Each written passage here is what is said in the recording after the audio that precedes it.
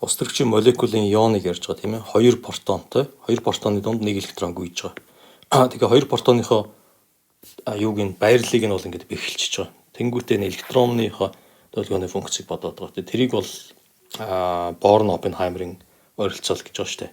Тэгэхээр энэ байрлалыг нь янз бүрээр үзсээр байгаад яг аль байрлал дээр энэ электроны энерги нь хамгийн бага байх вэ гэдэг нь болохоор юу болох вэ гэхээр яг жинхнээсээ нөгөө хоёр протоны маань хоорондын цаа ямар байх вэ гэдгийг хэлнэ гэж. За тэгээд одоо энэ электроны долгионы функцээ ойролцоолохдоо яасан бэ гэхээр хамгийн эхлээд зүгээр юм хялбархан юм авч үзсэн. Хялбархан ойролцоол зүгээр А гэсэн цөмийг нь тойрсон цөмтэй холбоотой нэг атомын орбитал авсан тийм ээ. Жишээл ус төрөгчийн үндсэн төвшнүүдийг авчиж болно. А гэсэн цөмтэй холбоотой Б гэсэн цөмийн тойрсон. Тэгээд энэ хоёр юмны шугамын комбинацийг аваад тэгээд альфа бетагаа аль болох оптимал байдлаар сонгоё гэдээ явсан тийм ээ. Тэгээд явангуут яасан гэхлээр за ийм хоёр төрлийн юу гарч ирсэн байгаа. Тэгшинтэй болон юуны энэ хоёр цөмийн яг дундуур нь явж байгаа энэ хавтгайтай харьцангуй ойлтын хувьд тэгш болон сондгой тийм долгионы функцүүд гарч ирсэн тийм үү. За тэгээд тэгш нь болохоор дундуураа ингээд айгүй их ер нь электрон хоёр цөмийн хооронд тийм ээ хоорондоо электрон байх магадлал ихтэй. Сондгой нь болохоор энэ дундуураа ингээд хуваагдсан юм шиг юм. Тэгэхээр дэтал энийг бол бид нэр ковалентийн холбоос байна гэж юу яс таньсан тийм ээ. Тэгээд энэ бол энэ бага энергитэй байх гэсэн чинь яг үнэхээр тийм байсан. Тэгээд энергийг нь байсан ч гэж яг бид мэдээж бид өөрснөө тооцоогүй зүгээр хүмүүсийн хийсэн шууд тооцооны үр дүнг аваад ингээд үдсэн. Тэгсэн чинь тэр сондгой юу тэгш долгионы функц нь болохоор ийм минимумтай тий. Одоо цөмүүдийн хоорондын зайнаас хамааруулаад энергийг нь бодох юм бол тэгэхээр яг энэ минимум дээр нь бид нөгөө хоёр протон маань байна гэж үзэн шүү дээ тийм ээ. Тэгээд тэгсэн чинь яасан. За 130 пикометр дээр байсан. Тэгсэн чинь яг жинхнээсээ бол 106 дээр байдаг гэж туршилтаар. Тэгэхээр мэдээж энэ маш үдүүн баг ойролцоол биш дээ. 2 юмар ингээд ойролцоолж байгаа юм шиг бид ер нь алдаа өгөх нь бол ойлгомжтой. Тэгэхдээ ямар ч байсан гэсэн чанарын хувьд ингээд дүр зургийг гаргаж ирж чадчихсан. Тэгээд энийг сайжруулах янз бүрийн ерөнхийдөө бол маш олон атомын орбиталууд нэмээд ингээд бодцдаг гэж ярьсан тийм ээ. За тэгээ одоо яах вэ гэхээр одоо цаашаа яваад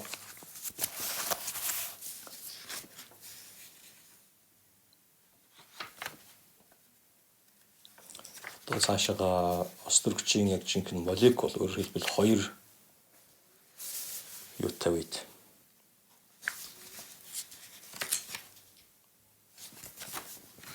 хоёр электронтой үед авч үзье.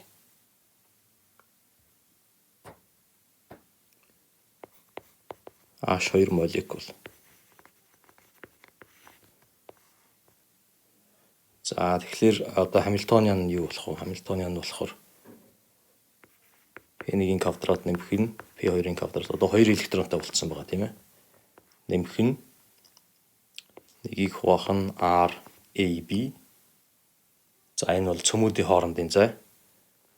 Нэмэх нь нэгийг хуваах нь R1 2 энэ болохоор электронуудын хоорондын зай, хоорондын түлхэлцэл. Тэгээд хасах нь нэгийг хуваах нь R1A гэхлээр нэгдүгээр электрон А цөмтэй таталцах. Тэгээ нэгдүгээр электрон Б цөмтэй таталцах. Хоёрдугаар электрон А цөмтэй таталцах. Хоёрдугаар электрон Б цөмтэй таталцах гэдэг ингээд потенциал энергийн гишүүд нь байж байна. Энэ бол яг мэдээж өөрчлөгдөхгүй тийм ээ Борн Оппенхаймер. Тэгээд энэ дээр мэдээж юу байхгүй. Цөмүүдийн кинетик энергийн гишүүн байхгүй тийм. Тэгэхээр Борн Оппенхаймер гэсэн үг. За тэгээ нэгжийн хувьд яг энэ хэлбэрчилсэн атомын нэгж зарим энэ дээр байдаг коэффициент бүгдийг нь 1 гэж үзсэн байна. Электроны массыг бас 1 гэж үзсэн байна гэсэн үг. За энийг яаж бичиж болох вэ гэхлээр ингэж бичиж болно. H1 дээр нэмэх нь H2. За энэ нь болохоор зүгээр электроны хоорондын харилцан үйлчлэлийг тооцоогүй юм. Одоо өөрөөр хэлбэл энэ болохоор нэгдүгээр электроны кинетик энерги дээрээс нь нэмээд за би доогуур нь зурчээ. Улаанаар. Энэ гишүүн болохоор юу вэ гэхээр за нэгдүгээр электроны кинетик энерги орно. Тэгээд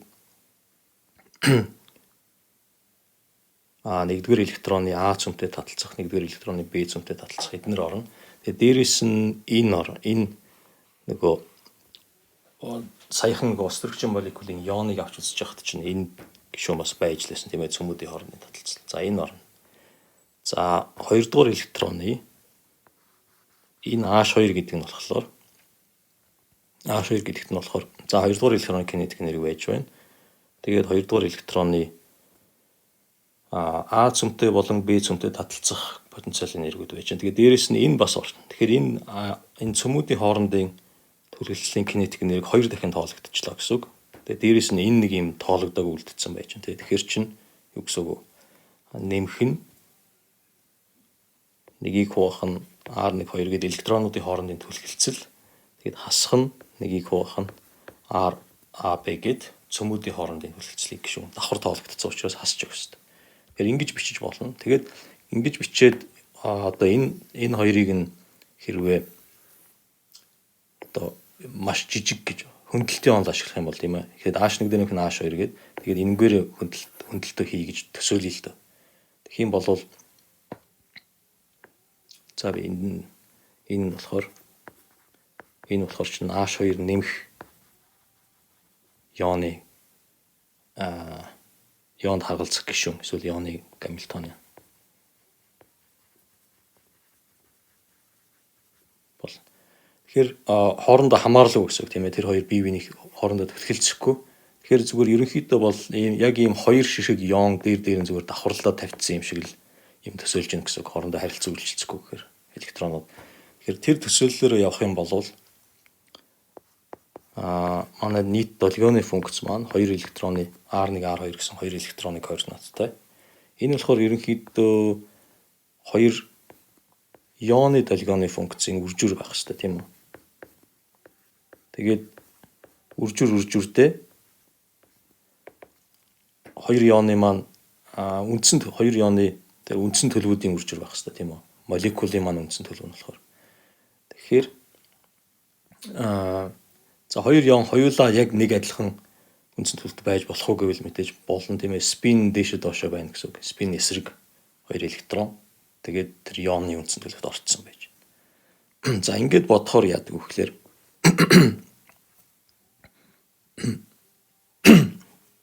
ингээд бодохоор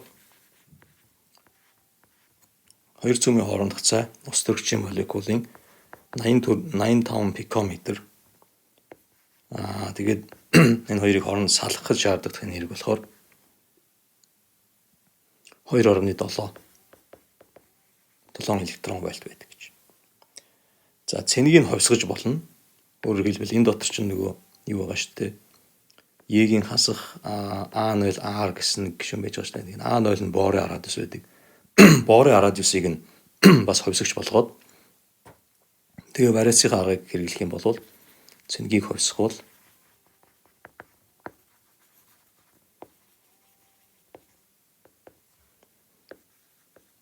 R0 нь 73 пикометр орчим.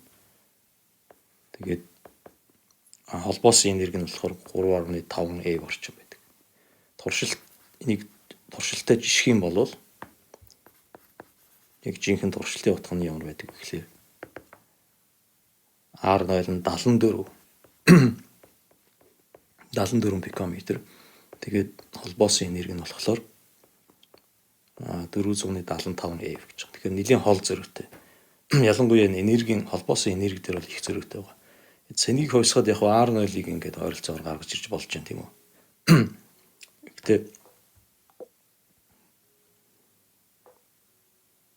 одоо ингээд ийм алдаатай байгаа болохоор тийм энэ R0-ны хувь алдаа багтай байгаа ч гэсэн ерөнхийдөө азар юм болцсон гэж хэлмээр байна. За энэ яагаад ийм болчихоо гэж. Яагаад энэ ялангуяа холбоосын энерги дээр муу үр дүн өгч байна. Энд дэр жишээлбэл цөм хоорондын зайн дээр нэлээд алдаатай үр дүн өгч байна тийм ээ. За тэгэхээр энийг яахын тулд энийг задлан шинжлэхийн тулд энийг бүр нөгөө тэгш төлөвүүд байгаа шүү дээ тийм ээ.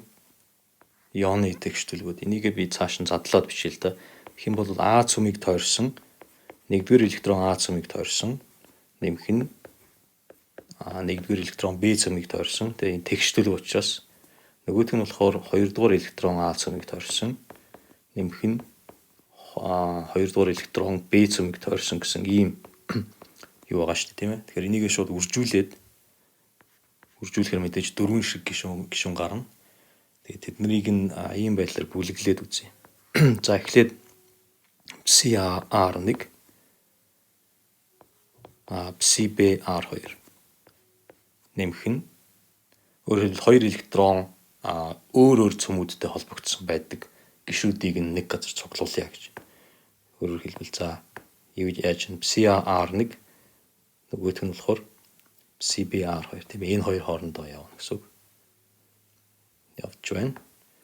За дараагийнх нь болохоор нэгдүгээр электрон Б цөмийг тойрсон хоёрдугаар электрон болохоор А цөмийг тойрсон ийм.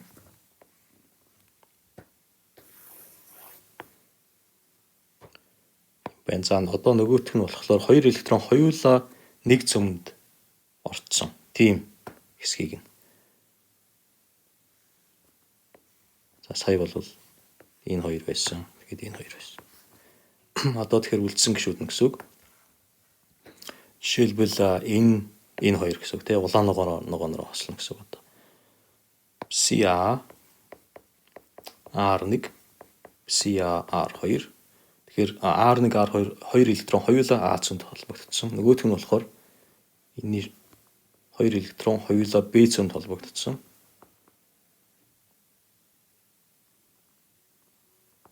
Тийм үү, ийм гişүү. Тэгэхээр энийг юу гэж хэлж болох вэ гэхлээр гэж авч байна. Тийм ээ. Энийг юу гэж хэлж болох вэ гэхлээр энийг нь бид нэр ковалентийн холбоо гэж хэлж болно.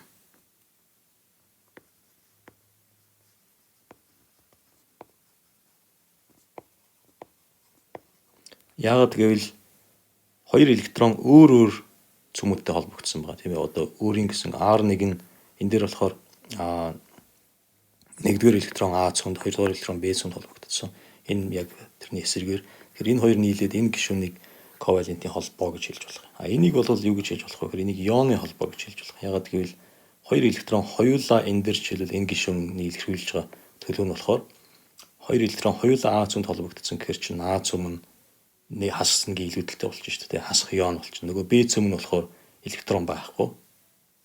Ганцаараа нэгцэн гэдэг протон байж гэнэ гэсэн. Тэгэхээр тэр хоёр зүгээр л хоорондоо нөгөө сахилгаан статик хүчээр холбогдсон. Тэгэхээр энийг бол ионы холбоо гэж ярьж болох юм. Тэгэхээр эндээс ерөнхийдөө харагдаж байгаа. Яагаад энд тийм юу гэдсэн юм бэ гэж. Наривчлал нь муу байсан юм бэ гэж тийм ээ. Наривчлал нь яагаад муу байсан гэхээр бид нарыг хүчээр энэ дээр ерөнхийдөө ингэсэн гэсэн үг шүү дээ. Ингэж төлөвийг нь энэ G гэсэн энэ ионы тэгш төлөвүүдийн үржүр байдалтай гэж үзснээр яаж юм гэхээр ковалентийн холбоо, ионы холбоо хоёрыг яг адилхан 50-50% юутайгаар найрлагатайгаар авцсантай адилхан хүчээр тэгээд авцсан. Заавал тех албагүй тийм үү.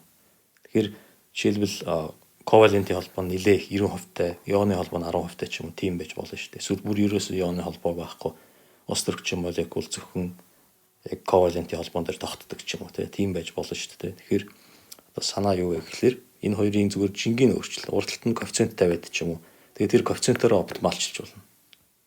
Вариант нөгөө хамгийн бага энергитэй байхаар тийм ээ. Тийм санаа гарч ирж байна.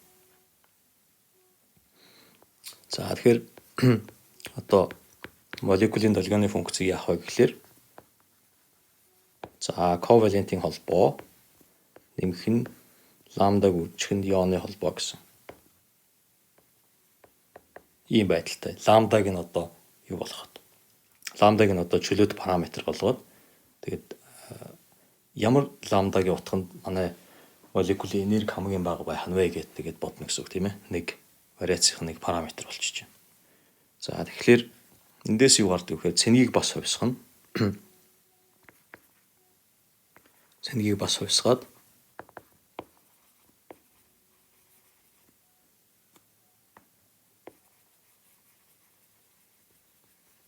Ерөнхийдөө ламда тэгээд A0 гэсэн хоёр л вариацийн параметртэй байна гэсэн. Тэнгүүд яах вэ гэхээр за R0 нь 75.5 пикометр. Энерги нь болохоор 4 ev гэж. Тэгээд 4 ev гэдэг чинь за 475 энэ 3.5-ыг бодвол сайжирсан байна тийм үү 475 дараа хүрээгүй. Бас л нэлээд хол байна. Гэхдээ арай гайгүй байна тийм үү. За тэгэхээр энэ дээр юу гэж энэ дээр болохоор оптимал ламдаг явуулах нь болохоор 6.1 гэж гардаг.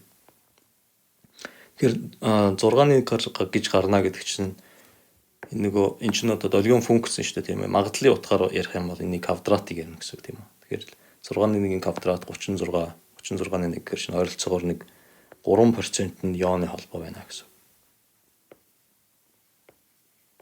Ядчил энэ загварын хүрээнд ус төрөгчийн молекул дотор хоёр атом хоорондоо холбогдохдоо ихэнх нь 97% нь ковалентийн холбоотой. Тэгээ 3% нь ионы холбоотой байдаг гэсэн. Тийм үр дүн гарч байна. За тэгээд мэдээж энийг бүр наривчлыг бол өөр олон бүрхүүл нэмэх хэрэгтэй.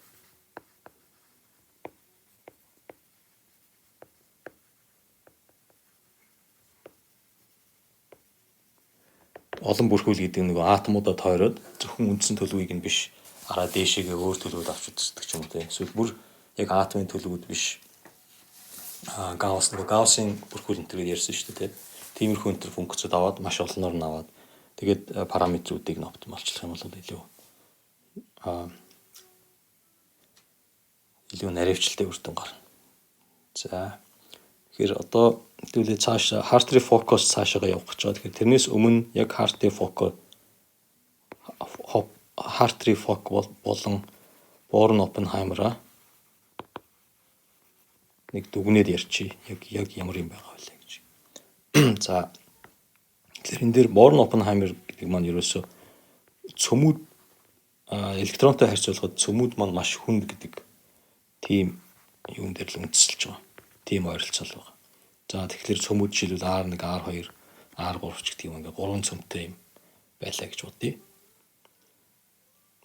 Эднэр болохоор чинь цэнгүүд нь болохоор нэмэгт Z1 E, нэмэгт Z2 E, нэмэгт Z3 E ч гэдэг юм те ийм цэнгүүдтэй. За тэнгууд дунд нь ингээд хэдэн электрон байж байна. Заавал 3 электронч байх албагүй хэд л бол хэд байж болно. За тэдний координатыг болохоор R1, R2, R3, R4 гэдэг юм хэлж тийм үү. Тэгээд цэнгүүд нь болохоор дандаа хасах E цэнгүүдтэй. Ийм юмуд байж байгаа шүү дээ.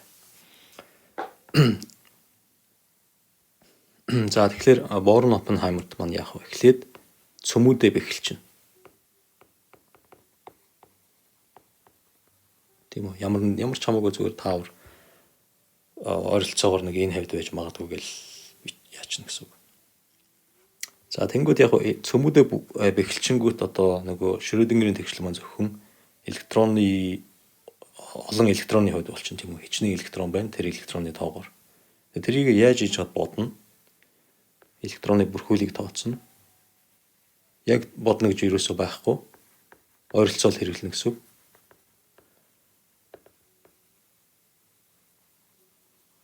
Энэ дээр бол бид нэг Hartree Fock ярьж байгаа шүү дээ тийм ээ. Hartree Fock-ыг ашиглаж болно. Hartree Fock бол нэг гол арга байгаа.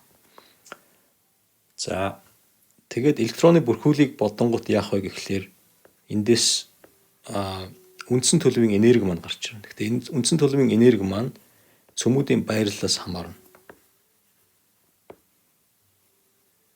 Тэгэхээр энд юу төсөөлж байна гэхлээр энэ R1, R2 гэж цөмүүдийг энтэнд тавьж үзээд байна гэсэн үг. Янз бүрийн газар одоо жишээл энэ шиг энэ дээр байгаа шиг энэ тор хийчээд торуудын зангилаа болгон дээр нь янз бүрийн цөмүүдийг ээлжээр байрлуулаад энтэнд байрлуулаад ерөөсөл аль болох олон комбинацийг үзнэ гэсэн үг тийм ээ. Энэ R-уудын. Тэгэхээр энэ комбинацаас хамаараад нөгөө үндсэн төлөвийн молекулын маань үндсэн төлөвийн энерги цөмүүдийнхөө байрлалаас хамаараад яаж өөрчлөгдөх вэ гэсэн тэр функц нь гарч ирнэ. Тийм. За энэ функцийг мэдчих юм бол яах вэ гэхлээр цөмүүдийн хөдөлгөөнийг загварчилж болно. Цөмүүдийн хөдөлгөөнийг. Ерөнхийдөө одоо энэ функц чинь юу яаж гэсэн үг шүү дээ тийм ээ. Дундах электронуудаас хамаарал одоо холдуулахлаар чинь хоорондоо таталцаад байна гэхлээр энэ электронууд нь дундуур нь орчоод энэ эднийг холлуулж явуулахгүй ингээд хоёр талаас нь татаад байдаг ч юм уу тиймэрхүү үйлчлэл бүгдээрээ л одоо энэ дотор гарч ирнэ гэсэн үг. Тэгэхээр цөмүүдийг хааш нь яаж хөдлөх вэ? Тэднэрт ямар хүч үйлчлэх вэ гэдэг нь шууд эндээс илэрхий болно. Тэгээд одоо жишээл энэ функцийн градиентийг аваад энэ ч одоо нэг потенциал энерги хэрэг юм болчих чинь гэсэн үг цөмүүдийн хооронд үйлчилж байгаа. Тэгэхээр цөмүүдийн хөдөлгөөнийг одоо эндээс шууд загварчилж болно. Цөмүүдийн хөдөлгөөнийг за хамгийн түрүү яг класс гаргаар судалж болно. Зүгээр л татхад яах нь вэ? Энэ энерги маань өсөх нь яах нь гэж ямар хүч үйлчлэх нь хэлбэлцлийнхэн давтамж ямар байх нь гэдэг бүгд нэр гарч ирнэ. Эсвэл квант аргаар судалж болно.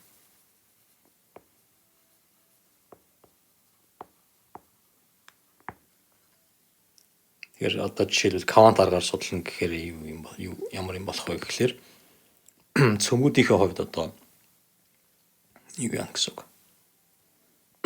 Шрёдингерийн тэгшлийг бичнэ гэсэн үг. Тэгэхээр энэ том P-ийг квадрат хуваах нь 2m гэх юм. За энэ шиг цөм байсан гэхэд ингээд кинетик энерги нь байна. Тэнгүүтээ потенциал энерги нь одоо юу болох юм бэ гэхээр энэ E нь бол гэдэг чинь бол одоо баахан тооцоо хийж гарч ирсэн энэ цөмүүдийн байрлалаас хамаарсан энерги гэж тийм ээ. За тэгээд энийг одоо цөмүүдийн байрлалаас хамаарсан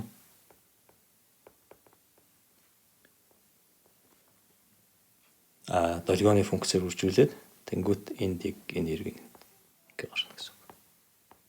Тэгэхээр ийм Шрёдингерийн тэгшлийг бодоод молекулын эндээс юу судалж болох вэ? Жишээл молекулын эргэлт хэлбэлзэл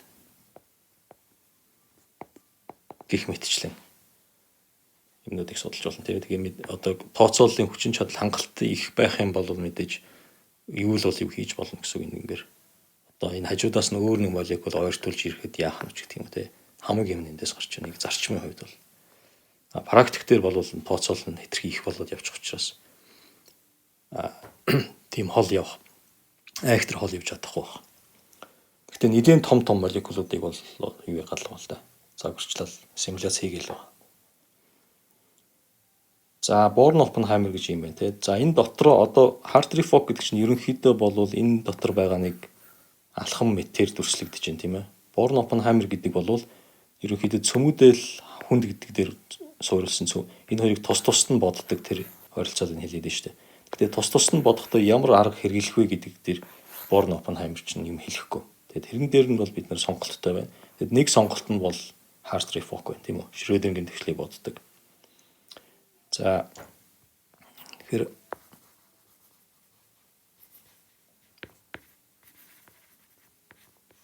Hartree Fock гэж юу вэ? Тэгэхээр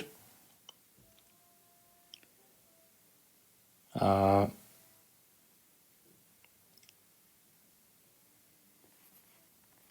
эхлээд Hartree гэдгийг нь би юу яа? Hartree гэхлээр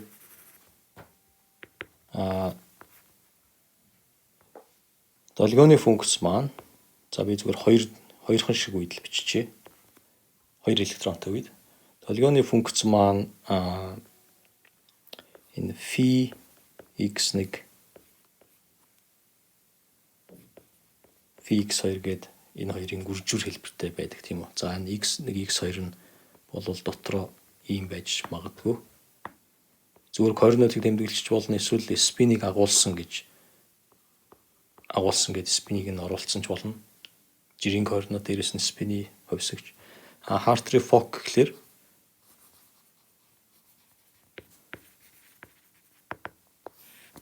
үржүр биш. Эсрэг тэгшинтэй болгосон үржүрийг ярьдаг тийм үү? Язгуур дээр 2 phi x1 phi 1 phi 2 гэж байгаа шүү дээ.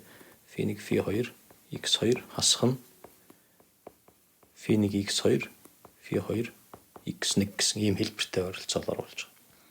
Тэгэхээр ийм мэдээж ийм 6 шиг хувьсагчтай одоо x1 x2-ийн яг жирийн 3 хэмжээстэй координат гэж төсөөлөх юм бол 6 хувьсгчтэй функцүүд байна шүү дээ. Тэрийг би 3 хувьсгчтэй 2 ширхэг функцээр сольж जैन тийм үү. Ингэснээрээ бол маш их ойролцоол хийж байгаа. 3 хувьсгчтэй 2 ширхэг функцийн тоон бол энэ 6 хувьсгчтэй 1 ширхэг функцийн тооны хаана хүрэхгүй тийм юм байна. Тэгээ энэ бол төстэй. Тэгээ яг л ерөнхийдөө бол 2 хувьсгчтэй л энэтэй л адилхан байгаа. Яг тоогоор ярих юм бол гэхдээ хэлбэрийг нь ингээд гоё болгоод нөгөө юу статистиктэй тохируулаад ингээд өөрчилсөн тийм юм. За тэгээ ерөнхий тохиолдолд n ширхэг электрон байх юм бол энэ хэлбэр маань Слейтерийн тодорхойлогч гэгч хэлбэрчилж байна.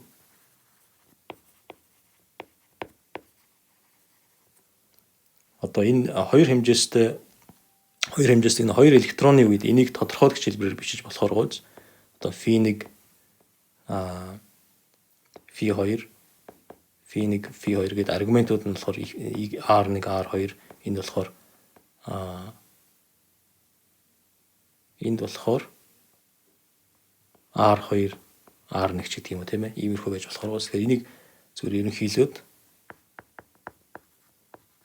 за n ширхэг электрон байвал яах вэ гэхэлэр нормчлол тогтмол нь болохоор n факториал болчихно. Тэгэд энд ийм тодорхойлогч гарч ирнэ. φ1 x1 φ2 x1 φn x1 гэдэг энэ n ширхэг ийм орбитал авч үзсэн гэсэн үг тийм ээ. n ширхэг функц байна гэсэн үг шүү дээ. Энэ функцүүдээ олох тийм тэгштгэл зүйл одоо нэг Hartree-Fock-ын тэгштгэл гэхлээр тэр тэгштэл нь болохоор энэ функцүүд дээр гарч ирсэн тэгштгэл байна. φ2 биш φ1 хэвээрээ харин аргумент нь x2 болчихно. φ2 x2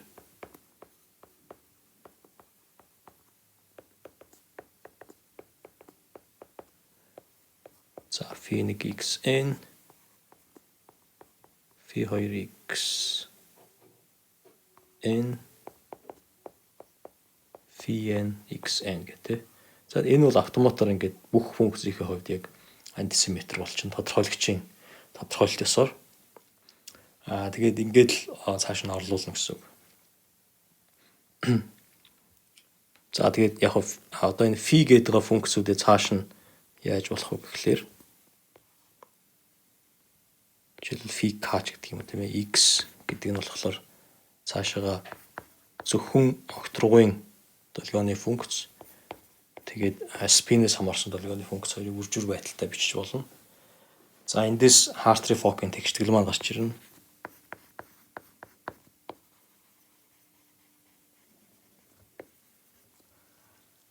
Hartree-Fock-ын тэгштгэл гэхэлэр ямар юм байсан гэхэлэр ийм юм байсан тийм үү. Одоо энэ CI гэсэн огторгуйн долгионы функцүүд дээр бичигдэж байгаа тэгштгэл байгаа. Нэмэх нь нийлбэр K JK CI хасах нь KK CI epsilon I CI гэж. Энэ тэгээд ингээд хичнээн электрон байна тэрүүгээр гүйн.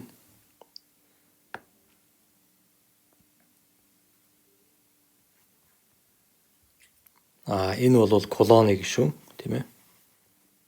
Электронуудын хоорондын түлхэлцэл. Энэ болохоор энэ нэг одтой байгаадгийн учир нь болохоор энэ оператор маань өөрөө локал биш оператор байгаа. Зүгээр нэг псиг нэг функцээр үржүүлсэн юм биш. Функцээр үржүүлээд интеграл аваад гарч ирсэн нэг тийм юм байж байгаа. Энэ болохоор солилцооны харилцаа үйлчлэлийн гишүүн. Жирийн Hartree-ийн арга дээр болохоор байдаггүй тий. Тэгээд бас спинүүдээс энэ хамаардаг тийм юм байгаа шүү дээ. Спин хоорондоо адилхан байвал гарч ирдэг, өөр байвал 0 болчдөг тийм гишүүн байж байгаа.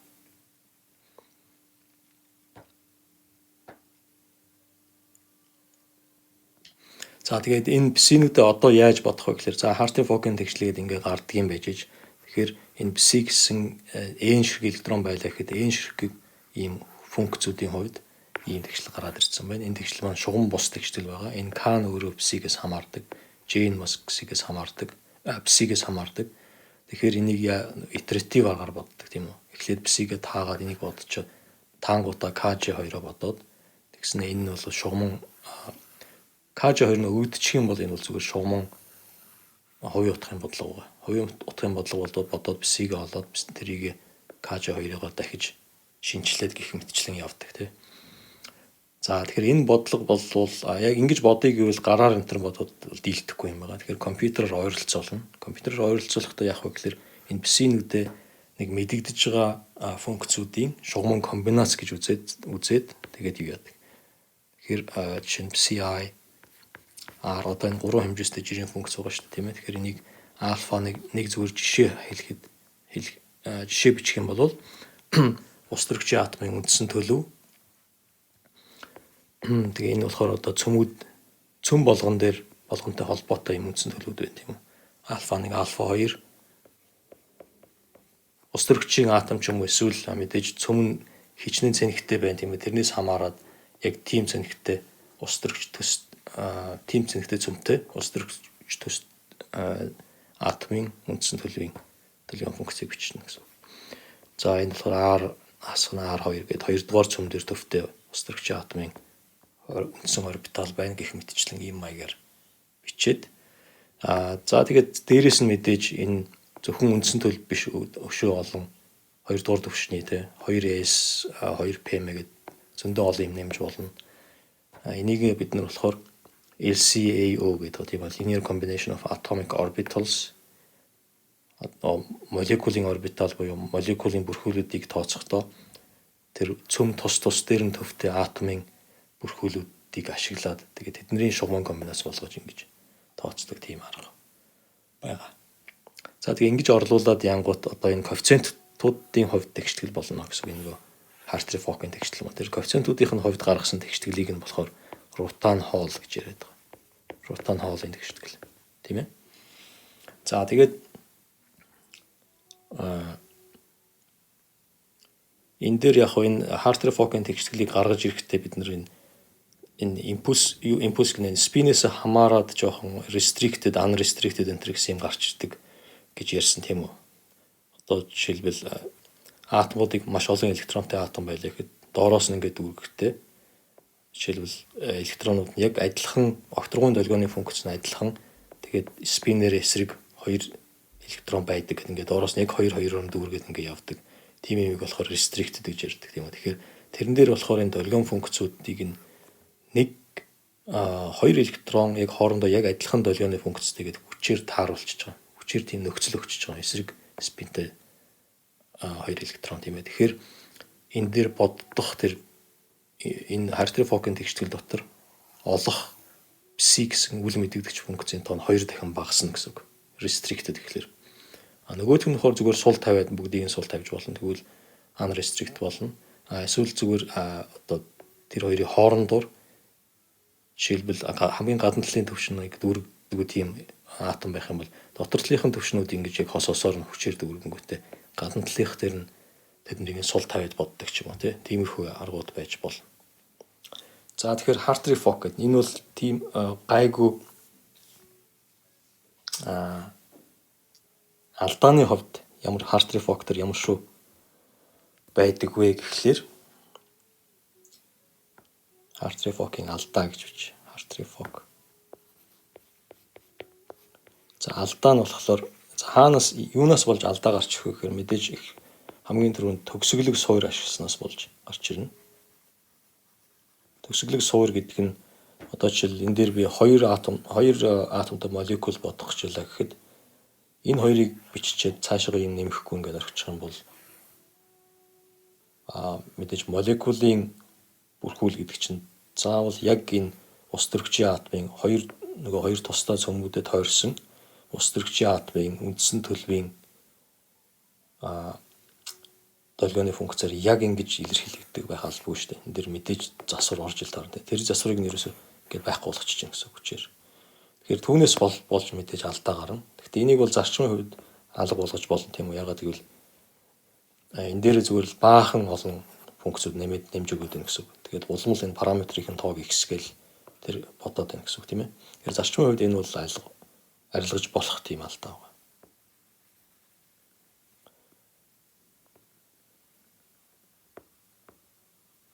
Зүгээр энэ Hartree-Fock дотроо байж байгаа тийм. Hartree-Fock-оос гарч явалгүйгээр засч болох алдаа. Нөгөөх нь болохоор ерөөсөө энэ юун дээр Slater-ийн тодорхойлогч ашиглагдсан учраас тэндээс болоод алдаа гарна. Одоо Slater-ийн тодорхойлогч гэдэг чинь бол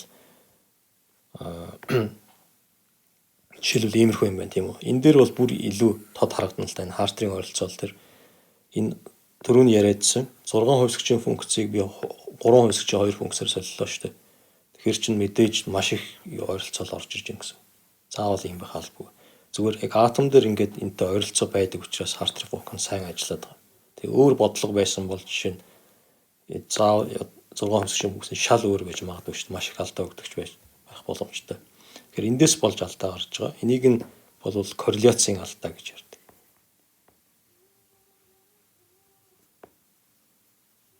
Яагаад корреляцийн алдаа гэж юм гэхээр ийм хэлбэртэй байна гэдэг чинь юунаас гарч ирэх вэ гэхээр нэг электрон бусад электроныхоо зөвхөн дундаж орныг л мэдэрдэг. Тийм ээ, яг одоо чинь би энд нэг электрон байл гэхэд нөгөө электронуудыг нь бүгдийг нь бүхэлд нь аваад ингээд дунджийг нь аваад дундаж тархалтаар нь энэ үйлчлээд байгаа шүү дээ, колоны харилцаа үйлчлэл. Тэгээд дээрэс нь яг солилцооны харилцаа үйлчлэл гэж байгаа. Тэр нь бол яг нэг тэр корреляцийн алдаа гэдэг нэг хэсгийг нь засчих байгаа тэр К гэдэг. Гэхдээ бүрэн засч чадахгүй. Тэгэхээр корреляцийн алдаа гэхэлэр өөрөөр хэлбэл энэ дотор байгаа нөгөө дунджаар авсан электрон чинь яг энд нэг нь явж иж магадгүй шүү дээ, тийм ээ. Жишээ нь энд нэг эсвэл яг энд нэг нь явж явах ч юм уу. Тийм үйлчлүүдийг нь тооцож чадахгүй гэсэн үг. Дундчлаад авцсан учраас. Одоо нарны аймгаар жишээлбэл тооцох юм бол зүгээр төсөөлөх юм бол эн чинь юутай холбоотой вэ гэхээр энэ юу нь Hartree Fock буюу дундаж орны ойролцоол гэхлээр ингээд жишээлбэл за дэлхийн нарыг тойроод явж байгаа гэж бодъё л да. Одоо би багсвадын зүгээс ирэх засварыг тооцъё гэж бодъё тийм үү. Тийм бол багсвадаа ерөөсөө ингээд нэг ийм цэгэн гараг биш. Ерөөсөө багсвадын хөдөлгөөнийг ингэж интегралчлаад тэнгуүтээ ерөөсөө ингээд нэг өөрийнхөө тойрог замын дагуу ингээд тархсан жиг нягттай цагираг метр загварчилж яах гэсэн багсвадыг. Тэр багсвадын хөдөлгөөн нь ерөөсөө яг хаана явж байгааг мэдэгдэхгүй зүгээр л дунджаар нэг юм цагираг байна гэд тэгээд авахд мэдээж жоохон гайгүй засвар орно. Тэгтээ эн чинь бүрэн нарийн болж чадахгүй шүү дээ, тийм ээ. Бүрэн засвар оруулж чадахгүй. Бүрэн засвар хийхийн тулд багсвад яг энэ хугацааны мөчөд энд байна, тэр хугацааны мөчөд энд байна гэх мэтчлэн тэр юу нь орж ирэх хэрэгтэй шүү дээ, тийм ээ. Жишээл дэлхийн энд байхад хэрвээ багсвад ойрхон байх юм бол илүү татна, тийм ээ. Хол байх юм бол бага татна. Тэр дунджаар ингээд авчих юм бол ерөөсөө ямар ч тийм нөлөөлөл нь орж ирэхгүй болчихно гэсэн. Тэгэхээр корреляц гэж одоо тэрийг нь яриад байгаа. Тэгэхээр за корреляцийн алдаа байна. Hartree Fock дээр. Тэгэхээр энийг яаж засах вэ гэсэн асуудал гарч ирж байгаа. Яг тоо хэмжээний хувьд ярих юм бол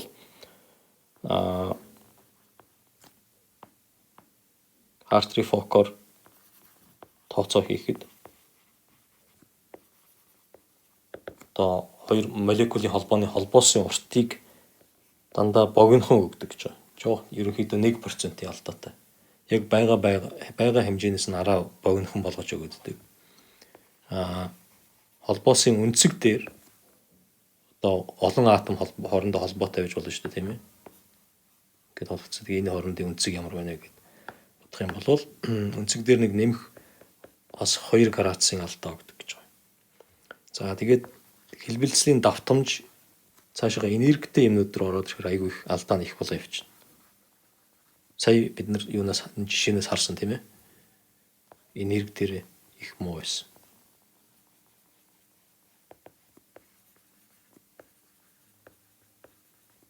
Жишээл 2 молекул хоорондоо холбогдсон. Тэгээд жоохон хөдлөгчих юм бол яаж хэлбэлцэх вэ гэх юм бол 10% алдаа.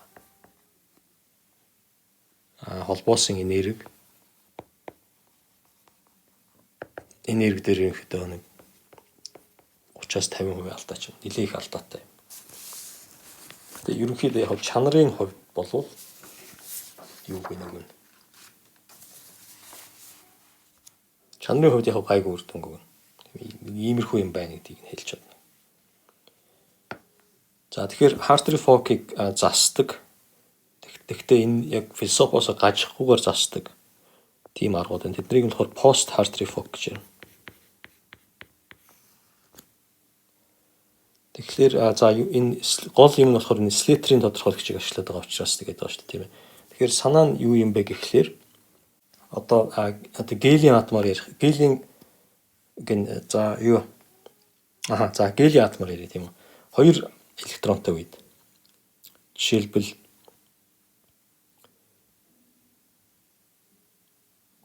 зүгээр жирийн Hartree Fock болохоор чинь ийм болчиход ийм байгаа тийм үү. Phi1 за нэг тодорхойлогч байгаа юу харъя. X1 Phi2 X1 Phi1 X2 Phi2 X2 гэдэг ийм тодорхойлогч байгаа шүү дээ. Hartree Fock гэдэг.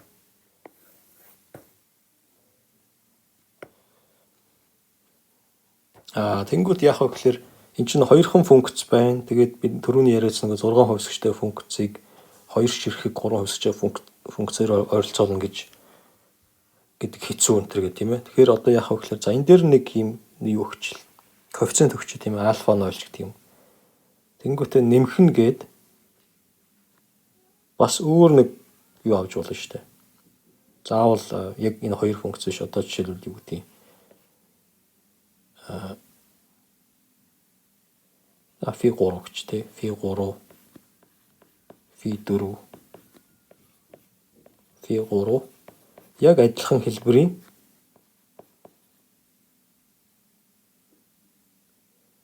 X2 гээд энэ дээр нь болохоор альфа 1 ч гэдэг юм уу.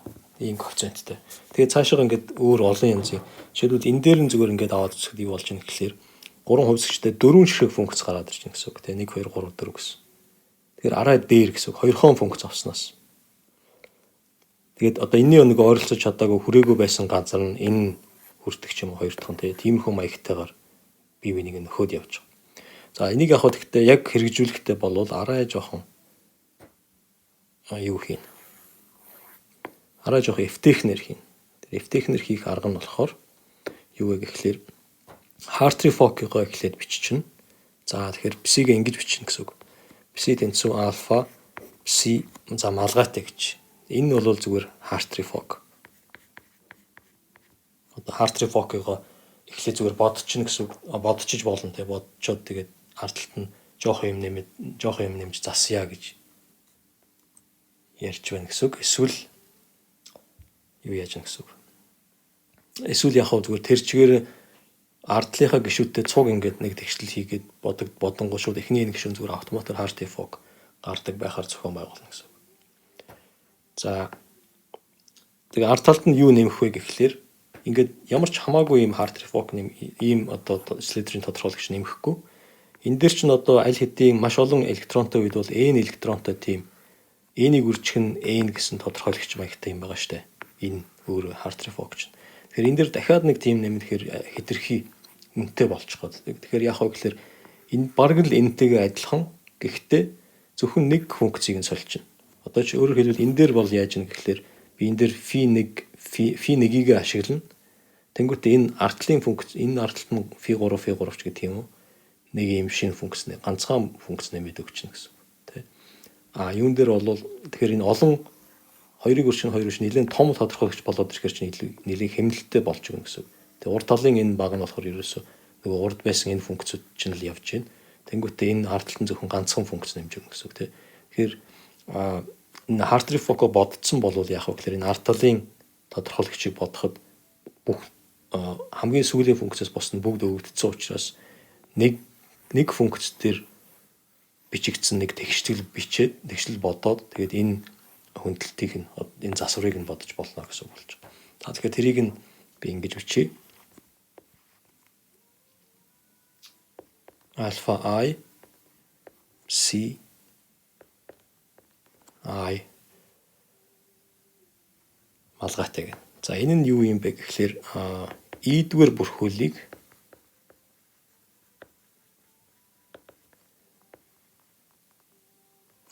шинэ функцээр сольсон.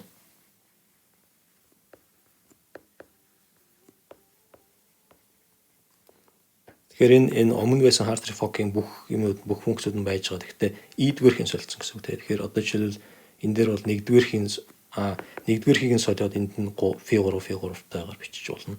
Хоёрдугаар хийг нь солиод энд нь φ3 φ3-тайгаар бичиж болно тий. Тэр φ3 гэдэг функц нь бүгд нь адилхан орж байгаа. Тэгэхээр ингэж нэмснээр нэг тийм функцийн нэг тийм чөлөөтэй функц орж ирж байна гэсэн үг. За тэгээд мэдээж энэ альфа гэсэн коэффициентуудыг нь бодно. За тэгээд энэ нь яг хангалттай бол мэдээж энийг өргөтгөхөд яаж болох вэ? Хоёр функц сольж болно шүү дээ, тийм ээ. Нөгөө маш энэ ч одоо маш том тодорхойлогч байгаа шүү дээ. Тэр дотроос хоёр мөр багна. Хоёр мөрийн ч юм уу, хоёр багны ч юм аваад шинээр өөр функцээр солиод хийчих болно. Тэгэхээр тэрийг нь ингэж болно, тийм ээ. Ингэж хэлж болно. Энэ нь болохоор хоёр шинэ бүрхүүлтэй. Гэх мэтчлэн ингээд цаашаа явъя гэвэл явна. Яг амьдрал дээр бол яг ер нь л нэг эхний хоёрыг аваад цаашаагаа бол нэг явах шаардлага байхгүй, явдаггүй. За тэгээд ингээд бодчихлоо гэхэд одоо энэ ард талын юмнуудаа яаж бодох, эднийг яаж бодох вэ гэсэн асуулт гарч ирнэ, тийм үү? За тэрийг янз бүрээр бодож болно. Зүгээр вариас ашиглаж болно шууд. Яг Hartree фактор яаж исэн энергийг нь минимум өмчлөл хамгийн бага энергитэй байхын тулд энэ альфанууд ямар байх хэрэгтэй. Тэгээ энд солигдож байгаа тэр ийдвэр бүрхүүлийг нь солиод байгаа тэр функц ямар байх хэвээр гэдгийг нь гаргаж чинь тэгштэл гараад ирнэ.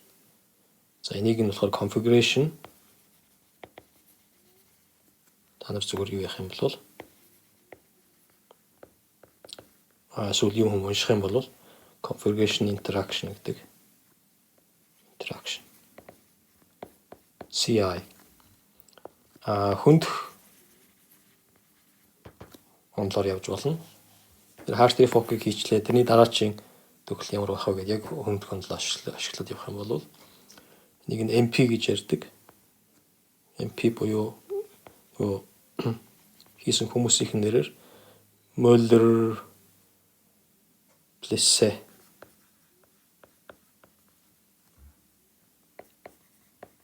MP2 гэх мэт жишээнүүд байна. Нэрнүүдийг харах юм бол.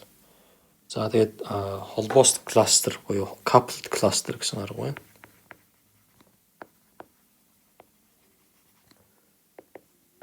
CC гэдэг нэртэй. Тэгээд энэ дотроо яг CC, SD, SDT энэ гэсэн юмнууд байгаа. CC, SD гэдэг нь юу гэсэн үг юм бэ гэхээр single double гэсэн үг. Single double гэдэг нь энэ гишүүнийг авсан, энэ гишүүнийг бас авсан гэсэн үг тийм. Энэ Т гэж дундаа хаалттай байгаа болохоор энд байх тэр гурван бүрхүүлийг сольдог гишүүнийг нь сольдог юмны заримыг нь авсан гэсэн үг. Хаалтан дотор байгаа. Бүгдийг нь авсан бол хаалтгүйгээр шууд Т гэж бичнэ. Тэгэхээр энэ нь бол хамгийн ерөнхийдөө одоогор ашиглаж байгаа хамгийн нарийн арга. Гэхдээ маш үнэтэй, удаан гэсэн үг. Тийм маш удаан компьютерийн цаг их авдаг тийм арга. За одоо хэдүүлээ. За ийм нэг арга байна. Энд дэр бол яг пост Hartree фок гэхлээр ингээд Hartree юу гэнэ? За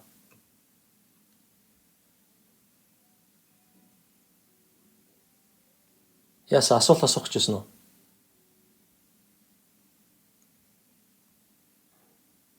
Үгүй баха цаана ярих шиг болсон шүү. За. Юугийн Hartree фокийн философос гажихгүйгээр ингээд явсан юм. Нэг чиглэлд Hartree фок нэг газар хүрээ зогссон бол тэрнээс цаашаагаа явж гин гэсэн санаа шүү дээ, тийм ээ. Тэгсэн чинь тэрнээс жоохон хажуу талд нь параллеларч гэх юм уу? Өөр нэг шинэ арга байгаа.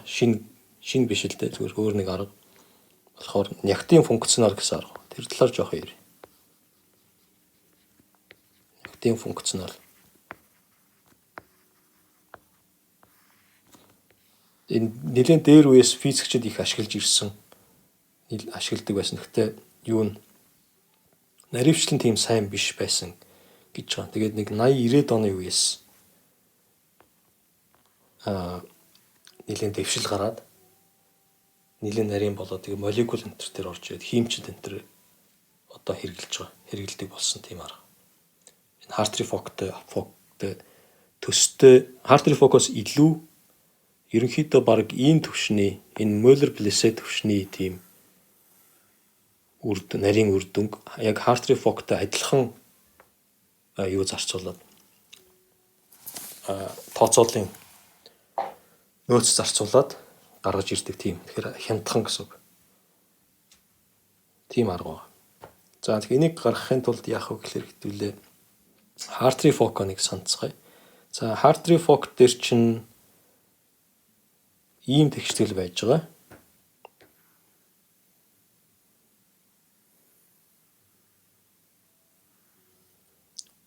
Колоны юуны солилцооны харилцан үйлчлэлүүдтэй тийм үү? Ийм тэгштэл байж байгаа. За тэнгуут энэ за JK гэдэг нь болохоор зүгээр л юу? Зүгээр л потенциал. JK за JK чинь ямар юм байгаа вэ? Надад энтэнд бичсэн юм байна.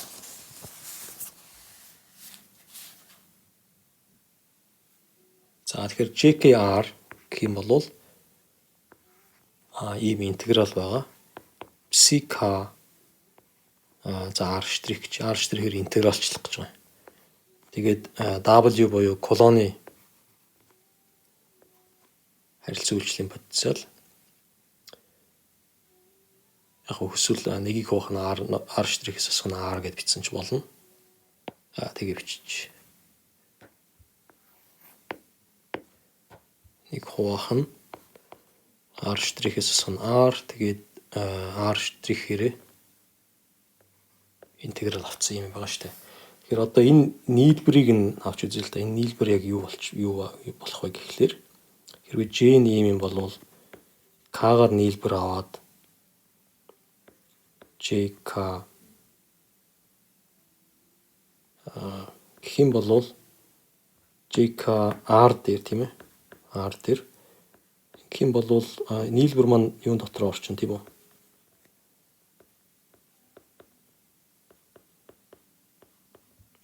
Интеграл дотор орчин.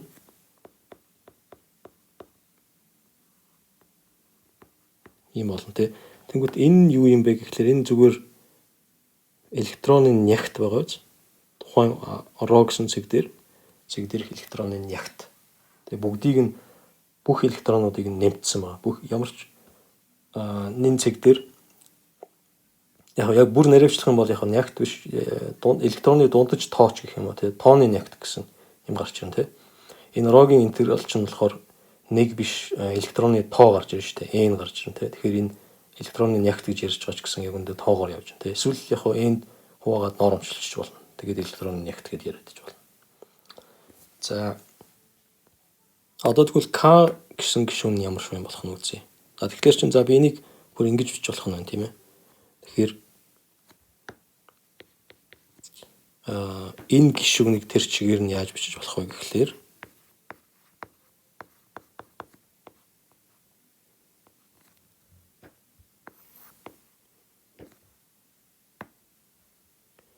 R гэд би юу бичнэ.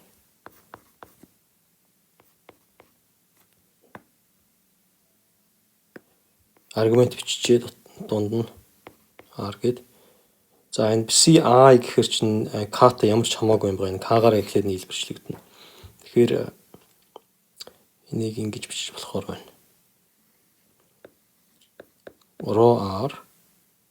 ρR штрих энэ R штрих тий.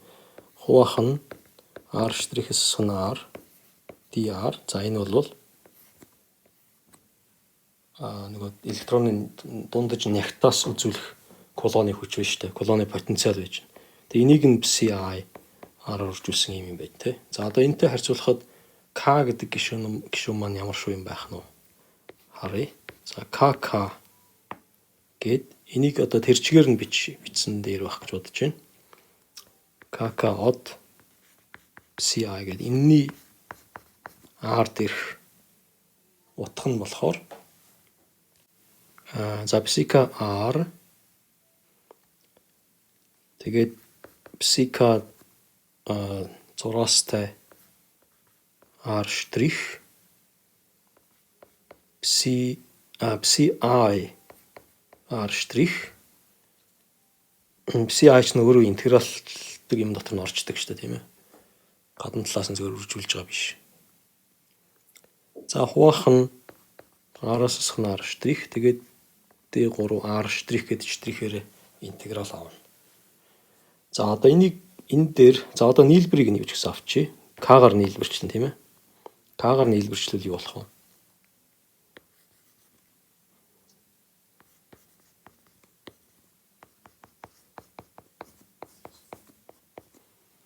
K-гаар нийлбэрчлэх юм бол энэ дээр түрүүн энэ ингээд нийлбэрчлээд гоё нягт болж байсан шүү дээ, нягтын функц. Тэгсэн чинь энэ дээр юу болчихоо гэхэлэр энэ K-гаар нийлбэрчлэхээр энэ K гэдэг энэ psi-K гэдэг функц болохоор энд хоёр өөр аргументд орсон байж байгаа. R гэдэг. Тэгэхээр яг ингэж квадрат болж гоё нэмэгдэхгүй. Иймэрхүү юм болно.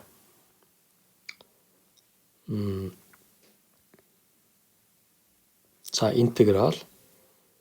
За энэ юугийн энэ хөртөр дотор нийлбэрийг багтаахыг бодъё.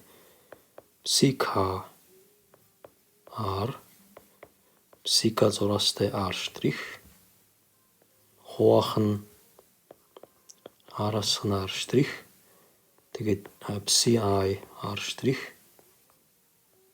D куб R'. За тэгэхээр энэ бол яг хоо энийг бол бид нар яаж бичих болох вэ? Энэ нийлбэрийг ингэж бичих болно шүү дээ, тийм ээ. psi-K R дээрээ 6-тай гэдэг. Тэгэхээр энэ хоёр бол хоорондоо яг нэг хэлбэрийн лимнүүд байгаа болно бол. Тэгэхдээ энэ дээр болохоор нөгөө R гэдэг нь хоорондоо энэ дээр болохоор R нь R' тэй тэнцүү байгаа ч юм уу да. Тэр R-ийн хувьд диагоналынх нь элемент энэ дээр гарч ирээд байгаа гэсэн үг тийм. Тэгэхээр энэ R rho гэдгийг ерөнхийлөөд өргөтгөөд нягтын матриц тодорхойлох юм бол нягтын матрицыг яаж тодорхойлох вэ? Rho гэдэг R хоёр аргумент авдаг. R' гэсэн аргумент авдаг. Тэгээд энэгээр тодорхойлж. Тийм үү?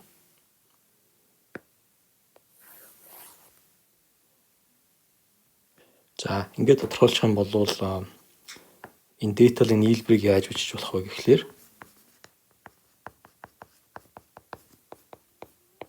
энэ маань одоо нийлбэр интеграл rho R' хуваах нь R-аас нь R' psi R' D куб R' ийм маягтай юм болчихно. Тэгэхээр Hartree-Fock-ийн тэгштгэл маань одоо яач вэ? Юу болчих вэ? Энэ Hartree-Fock-ийн тэгштгэл маань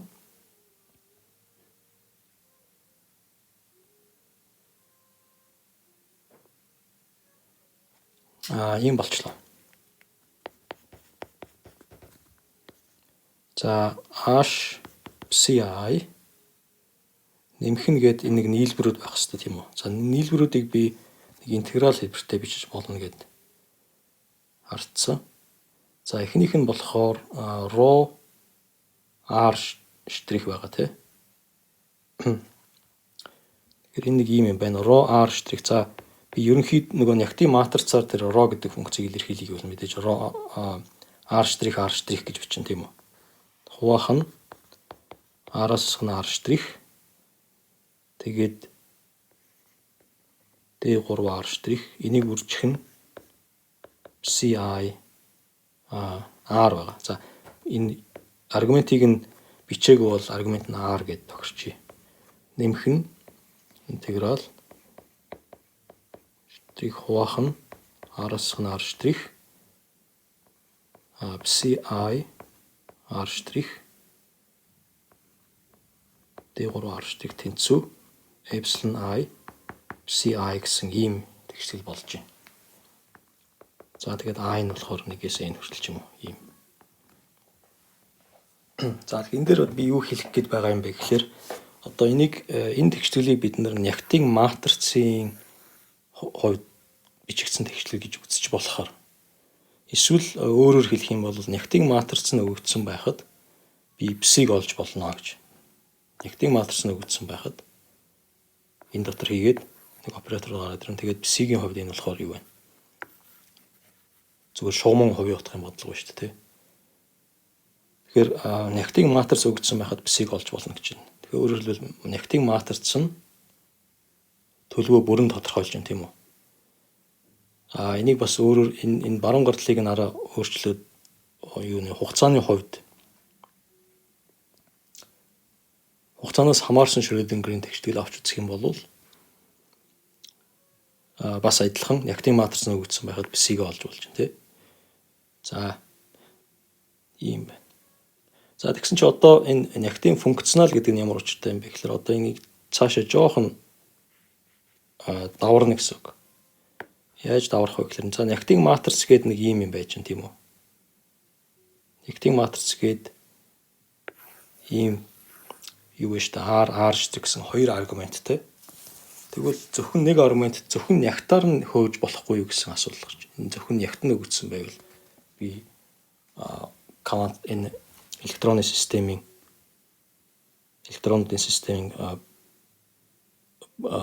бүх физик хэмжээчдүүдийг сэргийж чадах уу, бодож чадах уу гэсэн асуулт гарч байна. Одоо зөвхөн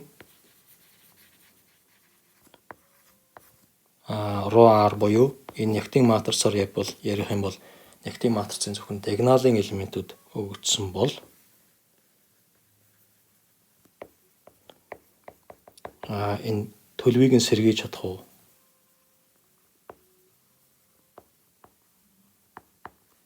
гэсэн асуулт. Тэгсэн чинь тийм гэж хариулт нь. Асуулт нь юм бол хариулт нь тийм гэж. Хойнберг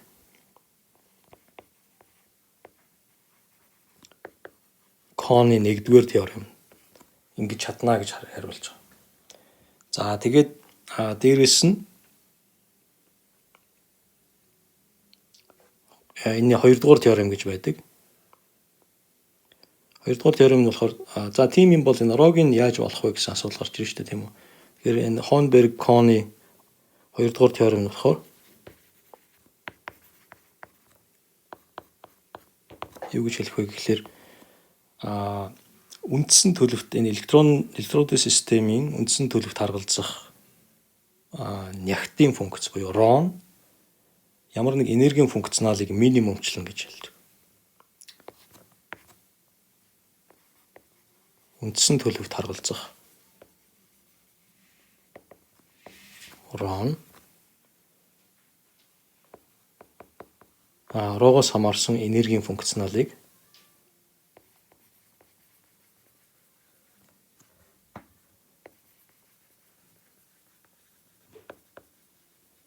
минимумчлан.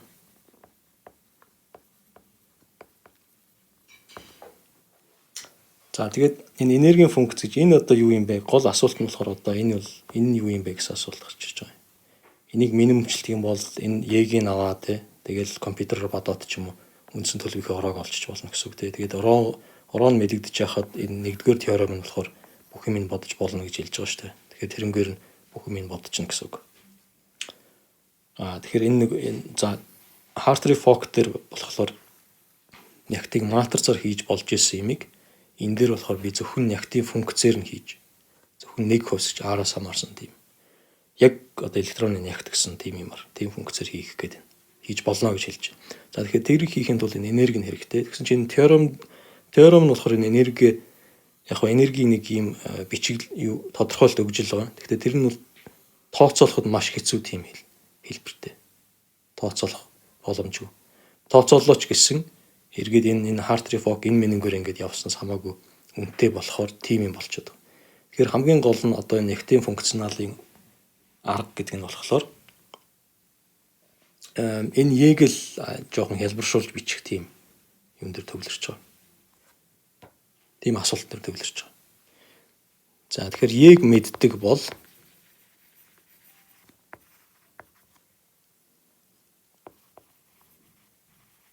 бодлого 3 хувьсгчийн рho гэсэн функцийг олох бодлогот хувирч байгаа.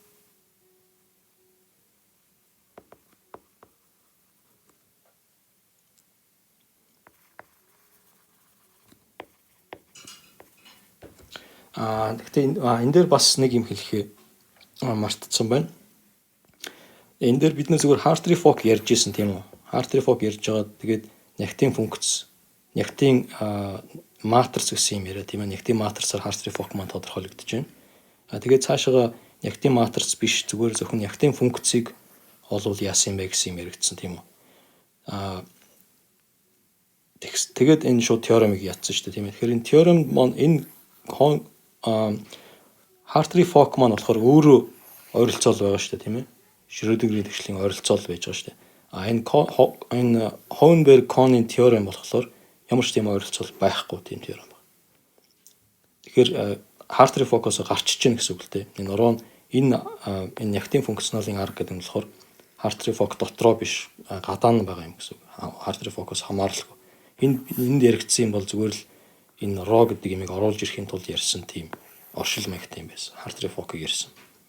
Тэгэхээр яг зарчмын хувьд бол энэ арга маань Hartree Fock-оос илүү яг үндсэн төлөвийн хэмжигдэхүүнүүдийг яг таг өгдөг тийм арга болох боломжтой арга гэсэн үг. Hartree Fock-ийн ойролцоолоор хязгаарлагдаагүй арга байна. За тэгсэн чинь мэдээж за яг тооцох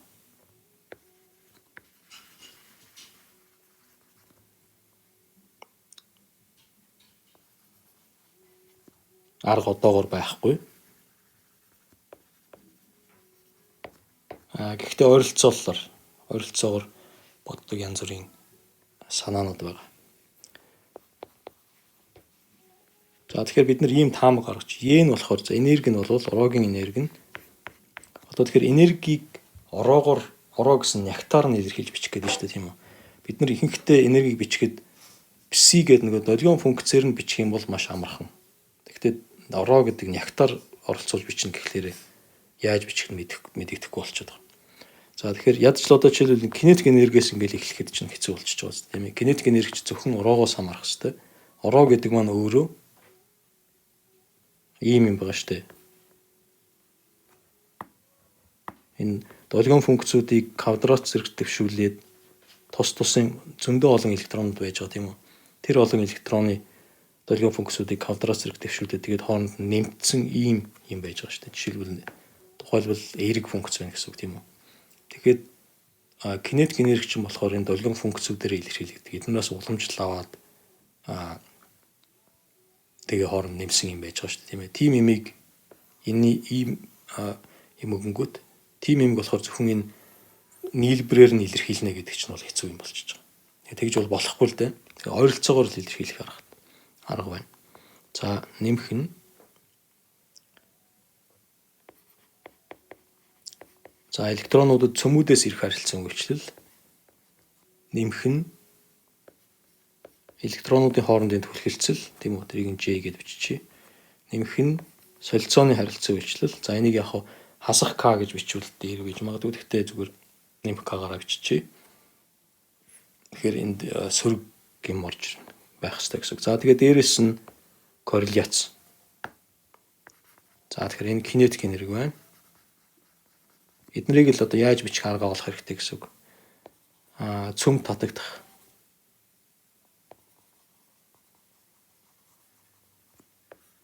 За энэ болохоор электроны кулоны үйлчлэл. Энэ болохоор солилцоо. Энэ болохоор корреляц. Корреляц гэхлээр ерөөсөө л энийг яг таг энерги гэсэн нэг юм байж байгаа шүү дээ тийм ээ. Тэгэхээр энэ дотор ингээд янз бүрийн ойролцоол хэрэгэлцсэн энэ байх юм бол үлдсэн имийг нь корреляц гэж ойлгож болно. Эднийг яг болгохын тулд дээр нь юу нэмэх хэрэгтэй вэ гэдгийг нь л корреляц гэж нэрлэж байгаа. За энэ дотроос зарим юмнууд нь бол амархан бодогдно. Амархан гэж амархан олдно. Жишээлбэл цөмтөөгөө харилцан үйлчлэх энерги байна. Тийм ээ, орооны өвдсөн байхад энийг бол амархан бодчихно. За цөмийн индексээр нэмье. За үз. Том n гэдэг нэг электроны тоогоо том n гэж байгаа шүү дээ.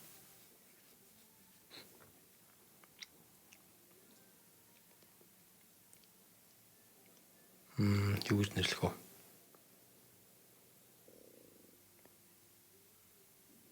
За том А гэж ийм ашигладаг байх гэж бодож байна. Тэгээд интеграл.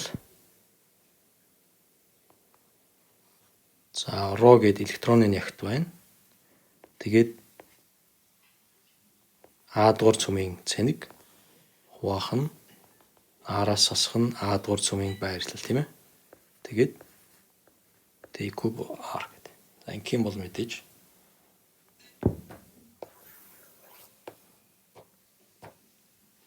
цөмтөг харилцан үйлчилцэх. Цөмтөгөд хадгалцах энерги нь гарч ирж байна.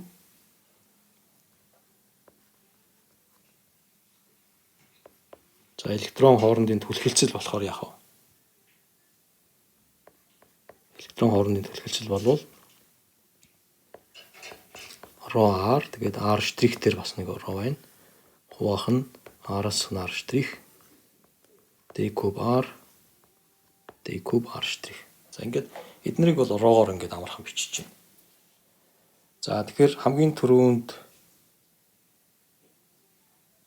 бид нэр K-г харсан тийм үү? Юун дээр болохоор Hartree-Fock дээр энэ солилцооны харилцан үйлчлэлтийг бичихэд ро болохгүй байсан тийм үү? Заавал матрицыг нь оруулж ирж гарсан шүү дээ. Ро гэд хоёр аргументтэй ро штрих гэсэн. Тэгэхээр энэ дээр жоохон асуудал гарна гэсэн үг. Ерөнхийдөө бол энэ хоёр дээр хамаг асуудал төвлөрнө. За гэхдээ тэрний өмнө энэ кинетик энергийг авч үзье. Энэ кинетик энергийг яаж бичих вэ гэсэн. Тиймээс сонин юм байна тийм үү?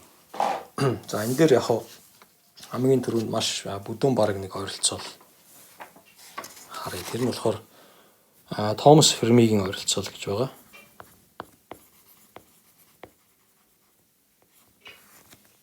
За Томас Ферми юу гэж хэлэх вэ гэхлээр зүгээр ингээд авчих. Кинетик энерги CF гэж нэг тогтмолтой. Тэгээд рогийн 3.5 зэрэгээр. Энэ хаанаас гарч ирэх вэ гэхлээр нөгөө электронуудыг хий гэж үзээд яг жигд нягттай хий гэж үзээд тэгээд квантчлаад зүгээр хавтгай долгионы функцүүдээр квантчлаад бид нар нөгөө юун дээр сая нэг гэрийн даалгавар яасан шүү дээ цагаан одод гэдэг тийм ээ. Тэрэн дээр тэрний өмнөх юун дээр байх хэвээр. Тэрийг хийхин тулд та нар текст уншсан байх тийм үү. Тэгэхээр тэрэн дээр бол яг ийм юм байж байгаа шүү дээ. Кинетик энерги нь одоо Фермийн энерги гэдэг нөгөө Фермийн бөмбөрцөг дотор байгаа бүх электронуудын энергийг ингээд тооцох бол дотроос нь гэж интегралчилж явсаар бол хамгийн гадна талдаа ирээд тэгээд интегралчлахад яг ийм юм гарч орогийн 3.5 гэдэг. За тэгэхээр тэндээс гарсан юм байна. За тэгээ бид нэр энэ Томас Фермиг ашиглахгүй. Ашигладаг юм нь болохоор одоо Kohn-Sham гэсэн юм гол юм байна. За Kohn-Sham нь яах вэ гэхлээр ингэн ерөнхийдөө баг буцаад Hartree-Fock руу орж байгаа юм шиг маягтай тийм юм. Энэ нь яах вэ гэхлээр за би юг кинетик энергийг ерөөсөө рогоор илэрхийлж чадах. Рогоор илэрхийлнэ гэхлээр чинь ингэж жоохон юу бүдүүн баг юм болчих гээд байна. Ер нь наривчлалтай байж чадахгүй. Тэгэхээр яалтчгүй буцаад нөгөө пси рүүгээ орно.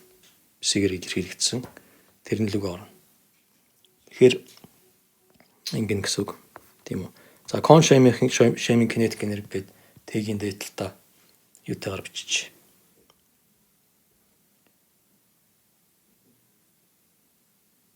Т-ийн дээдлэлтаа малгайтайгаар бичиж.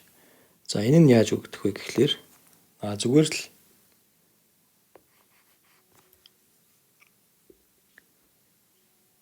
ийм юмар өгдөн. Ингээ. За юуны өмнө пси гээд нэг долгион функц байгаа гэж бодъё л доо. N ширхэг электроны координатаас хамаарсан. Энийг Slater-ийн тодорхойлогч гэж үзнэ. Өөрөөр хэлбэл хоорондоо харилцан үйлчлэцэхгүй электронууд байна гэсэн үг. Тэгэхээр Hartree-Fock маягийн ойролцоол руу орчиж байгаа. Hartree-Fock. Тэгээ ингэж үзээд кинетик энерги зүгээр Hartree-Fock-ийн маягаар тодорхойлж байна. За тэгэхээр кинетик энерги юу болох вэ гэхлээр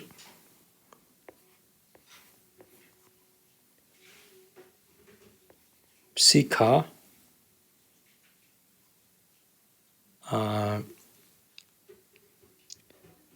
Тэгээд за P квадрат гэж юу гин? Кинетик энергийг. Эсвэл H гэдэг чинь цөмийн юу орцсон байдаг тийм ээ. За P квадрат Φ K гэдэг. Тэгэхээр энэ дээр нэг юм бас та нар анзаарсан байх тийм үү? Энэ энерги гэдэг чинь зүгээр ороогоос хамаарсан энерги гэсэн скалар функц байна шүү дээ тийм ээ. Электроны нягтыг өгөхөд би тэрний энерги юу вэ гэдгийг бичнэ гэсэн үг. Энерги зүгээр тоо гэсэн үг. Нөгөө Хамилтониан биш тийм ээ. Хамилтониан гэдэг чинь оператор байгаа шүү дээ. Энэ дээр тийм тоо гарах хэрэгтэй. Тэгэхээр энэ бол Хамилтониан гарч штэ тийм. Хамилтониан ч гэж одоо кинетик энергиг оператороор үйлчилсэн. Тэгээд зүүн талаас нь псих-гаар үржүүлээд нэмэхлээр кинетик энерги маань дундаж гарах юм байна. Яг энэ Слейтерийн тодорхойлагч хэлбэрээр өгөгдсөн төлөв нь Слейтерийн тодорхойлогч хэлбэрээр өгөгдсөн үед тийм үү. За тэгээд одоо энийг би юу яах? Одоо энийг яг ороогоос хамаарсан гэж хэлэхэд жоохон хэцүү болчихлоо шүү дээ тийм үү. Энэ псигээр юугаар долгион функцүүдээр биччихлээ. Φ K гэсэн тийм ээ. Тэгэхээр одоо энэ Коншемийн аргын санаа нь юу юм бэ гэхлээр за энерги ингэж бичнэ. Санаа нь ерөнхийдөө ингэж ийм юм болчиход байгаа. За ороогийн хэлбэрийг оруул. За ороо нь болохоор ийм байгаа штэ.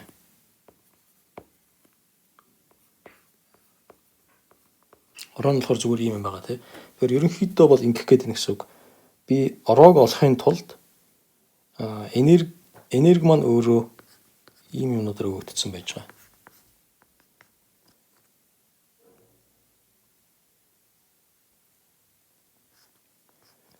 Нэмэх нь за тэгийг би зориуд Φ K-гаас хамаарсан гэдэг ингэ бичиж.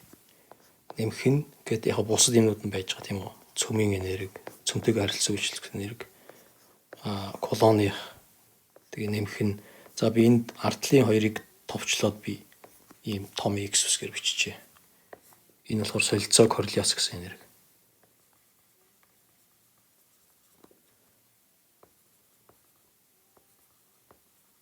Корреляц хоёрыг хооронд нь нэгтгэхэд нэг юм болгоч.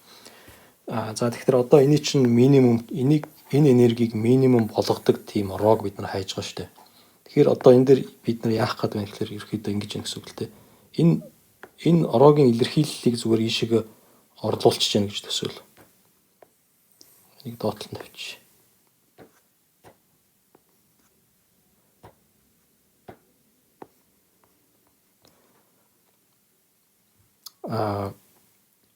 Энэ функционал маань өөрөө ороогоос хамаарж байгаа. Гэхдээ ороо нь өөрөө псих-кануудаас хамаарж байгаа шүү дээ.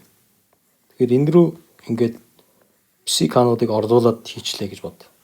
Тэгэхээр бүх юм маань псих-кагаас хамаардаг юм болчих тийм үү. Мэдээж псих-к гэж ганцхан функц биш. Psi1 гээд Psi(n) гэсэн юм функцүүдийн жагсаалт байж байгаа шүү дээ.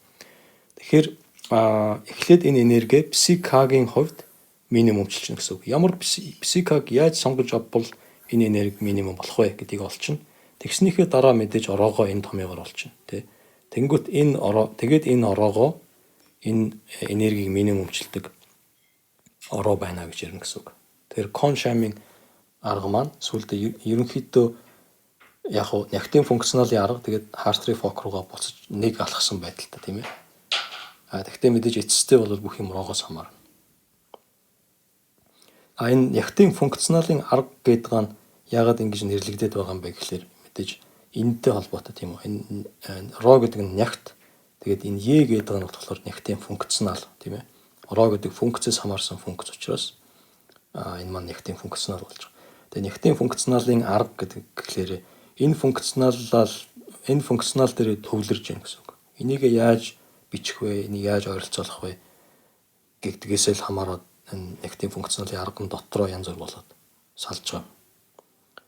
За тэгэхээр Коншем энэ бол хамгийн их хэрэглэгддэг. Ерөнхийдөө баг стандарт гэж хэлж болохоор тийм арга Коншем. За тэгэхээр одоо эндээс тэгшлэглээ гаргая тийм үү? Яаж тэгшлээ гаргах вэ?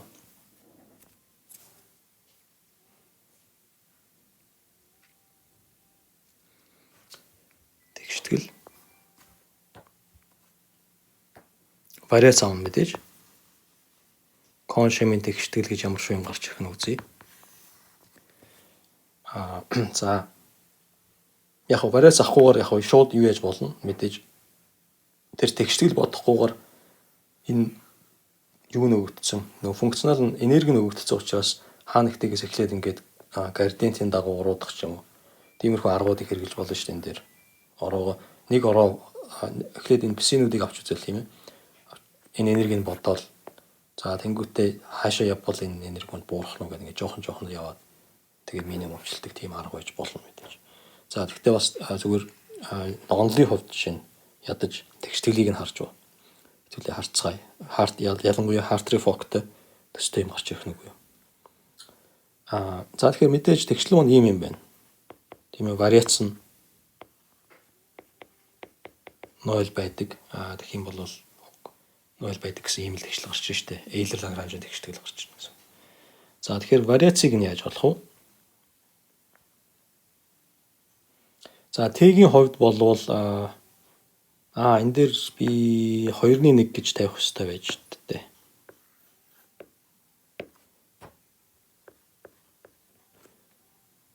Т-ийн хувьд бол шууд вариац нь юу гарна? Коншемих дээр кинетик энергийн хувьд энэ дээр би юу яах нь вэ? Рогоор биш псигээр чинь за пси аяар вариац авах нь байна. Тэгвэл юу гарах вэ гэхлээр пи квадрат фи ай гэсэн юм гарна.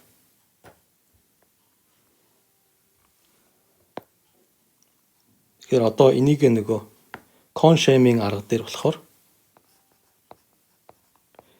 юмнуудыг эхлээд ямар ч байсан нөгөө долгион функцүүдээс хамаарсан гэж үздэг байгаа. Юугаа? Энерги. Тэгэхээр энэ энергиэс долгион функцээр авсан энэ юг энэ вариацыг нь ойл гэж үзнэ. За тэгээ мэдээж дээрэс нь юу байгаа вэ?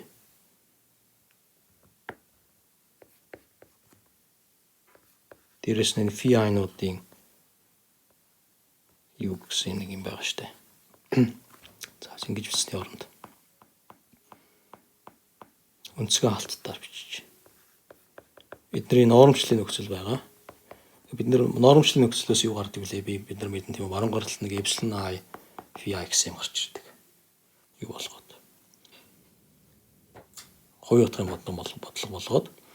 За ийм болдгийм байж. За бусдыг нь харъя. Жишээлбэл эндээс жишээлбэл е цөм гэж юм тийм үү? Эндээс вариац авахд яах вэ? Гэхлээр эндээс би фи i-аар вариац авна гэдэг чинь юу юм бэ гэхлээр эдгээр чинь энэ кинетик энергиэс бусд нь болвол яг ороогоос хамаарсан юмнууд байгаа гэж үзэж байгаа шүү дээ.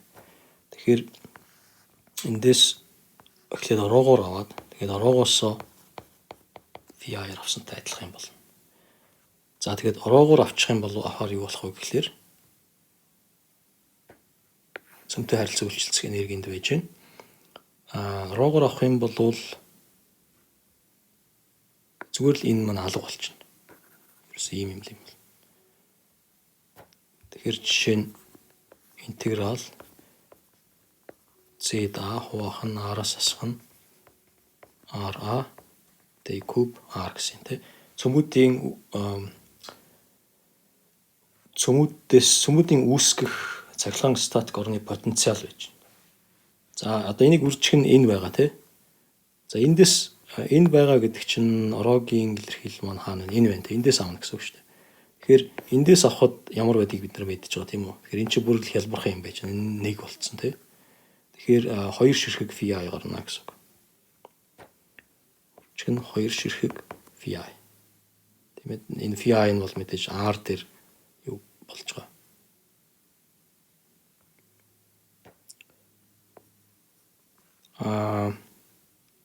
Энд интеграл мэдээж байхгүй байгаа. Интеграл байхгүй.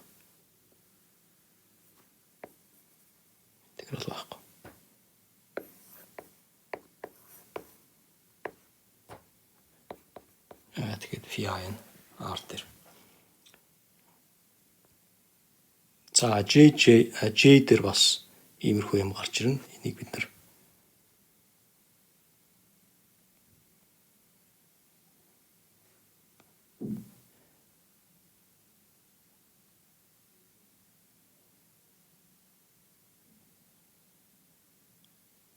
За тэгэхээр тэгштгэл маань эцэстээ нэг ийм гарна гэсэн үг. За 2-1 P квадрат нэмэх нь тийм ээ. Энэ нь болохоор P квадрат чинь эндээс гарч ирж байна. Тэгээ нэмэх нь нэг потенциал. Энийг эффектив потенциал гэж. Энийг үржих нь phi тэнцүү epsilon I phi гэсэн юм. Ерөнхийдөө Шрёдингийн тэгштгэл шиг юм гарч ирж байна гэсэн тийм. Бас л нөгөө Hartree Fock-тэй төстэй. Тэгэл энэ эффектив потенциал гэдэг нь юу вэ гэдгээр л юмнууд нь ялгагдах нь. Тэгэхээр эффектив потенциал гэдэг нь болохоор за цөмтэй харилцан үйлчлэх потенциал электронны хоорондын нэмэх нь нөгөө солилцоо корреляц гэсэн гişүн.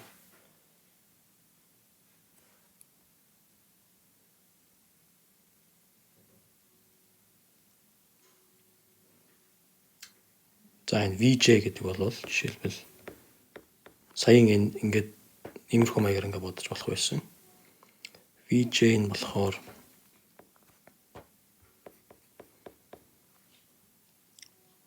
ерөнхийдөө ийм байх болов гэсэн тэр л үнэн болж таарна.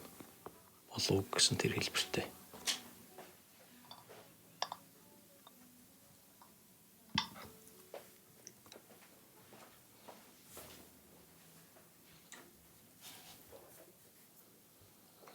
Тэгэхээр гол юм бол одоо юу болчих вэ гэхээр гол юм бол энэ болчих. Тийм ээ. Одоо арга маань ерөнхийдөө яг юурхүү болоод ирж байгаа биз. Hartree Fock руу болоод ирж байгаа биз дахиад буцаад. Тэгэхдээ энэ дээр яг нэг найдлага нь болохоор за Hartree Fock энийг энэ дээр жоохон чөлөөтэй тий бид нэр чөлөөтэй сонгож болно янз бүр юм. Тэгээд дээрэс нь Hartree Fock ч нөгөө Slater гэдгээрээ юу ятсан байсан. Хязгаарлагдсан байсан. Энэ дээр болохоор тийм хязгаарлалт нь байхгүй. За кинетик энергийг бичгтээ яг Slater-ийн тодорхойлогч ашигласан тийм үү. Тэгэхдээ яг ард талд нь байгаа энэнгээр бид тэрийгэ засч нөхөж засах боломжтой. Энийг өөр янз бүрийн хэлбэрээр сонгож авснаар. Тэр тийм найдлага байгаа.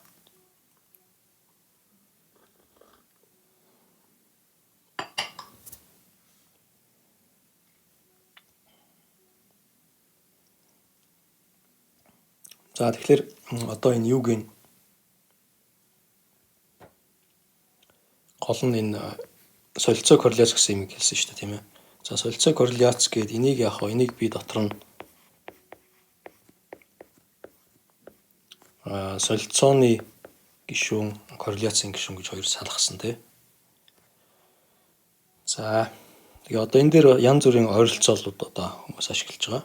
Хамгийн ихнийх нь local density approximation эсвэл local spin density approximation гэсэн юм. Энэ нь юу гэсэн үг юм бэ гэхээр ерөөсөө энэ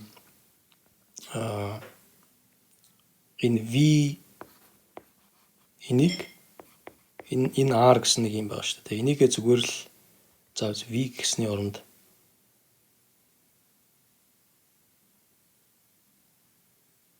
энийгээ зүгээр л rho ямар нэг функц тэгээд орогийн яг тэр цэг дээрх утгаас хамаарсан байхаар зохион байгуулсан юмыг нь local density approximation гэж.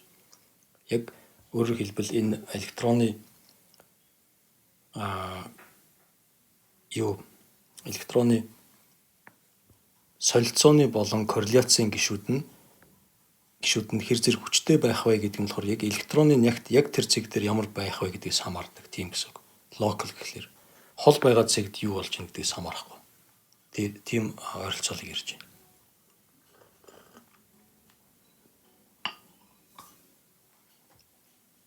За тэгэхээр энэ дээр хамгийн түрүүнд ер нь хамгийн их хэрэглэгддэг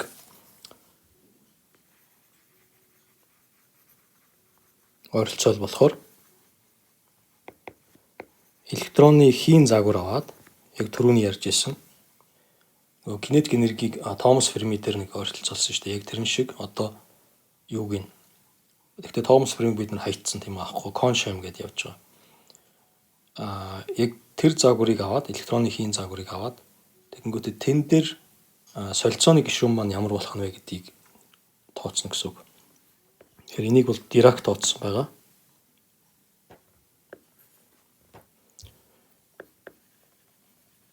Dirac тооцсон. Гэхдээ Slater-ийн нэрээр S гэж нэрлэгддэг. Slater-ийн хэлбэр, Slater-ийн ойролцоол энэ гэж. Тэгэхээр энэ дээр болохоор за K-RON болохоор энэ бол зөвхөн нөгөө солилцооны гишүүнийг ярьж байгааг анхаарах хэрэгтэй. Асхан за нэг чухал тогтмол тоотой. Тэгээд орогийн 3.4 зэрэгтэй ийм юм байна. За электрон хий гэхэлэр ерөнхийдөө дандаа нэг орогийн 3.4, 3.5 өнтер гэсэн юм гарч ирдэг. Local spin density гэхэлэр юу болох вэ гэхэлэр нөгөө spin дээшээ доошоо гэсэн хоёр хоорондоо ялгаатай хоёр спинд нь хоёр төрлийн ийм ро харгалзуулаад тэгээ явдаг тийм юу. Энэ бол одоо юуны коншамын ерөнхий арга л да. Тэр ро альфа ро бета гэсэн хоёр нягттай явна гэсэн үг. Тэгээ одоо юу шиг л гэсэн үг л дээ. Эрг сөрөг нягттай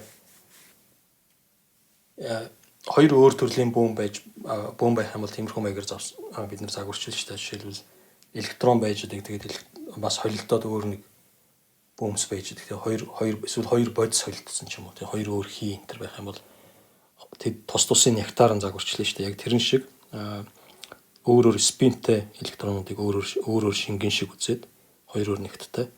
Тэгээд тэр хоёр нягтыг нь бас яг ийм хэлбэртэйгээр аваад явдаг. Тийм юу хас S гэсэн юм ороод ирэхэд гэнэ гэсэн үг.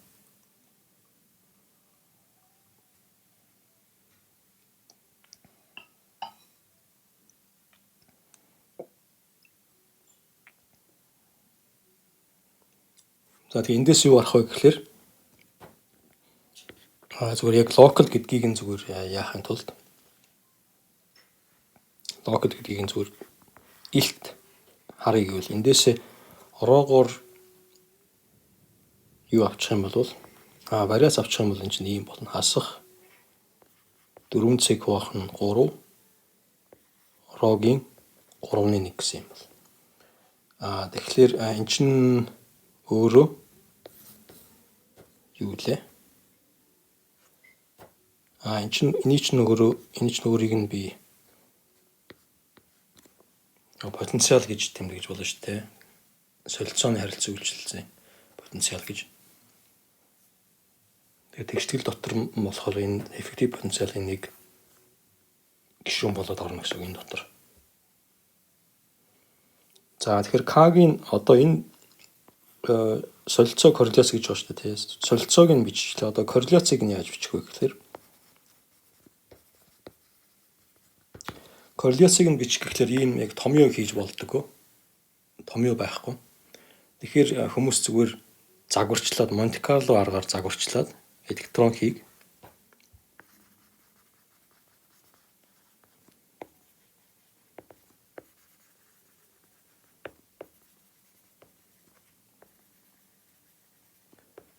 аргаар загварчлаад тооцоо хийгээд компьютер дээр бодуулаад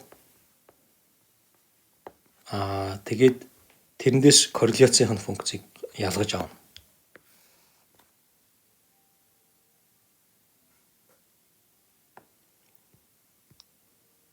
Дундчаар бодно гэсэн компьютероор корреляцийн функцийг бодоод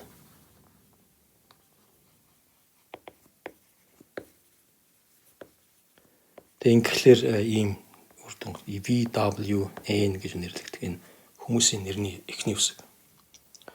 Тэгээд энэ хамгийн их хэрэглэгддэг LSDA эсвэл LDA нь болохоор S зураас VWN гэдэг ийм арга байна. S гэдэг нь болохоор солилцооны харилцаа үйлчлэлийг нь үйлчилсэн Slater-ийн хэлбэртэй буюу ийм хэлбэртэй гэсэн үг.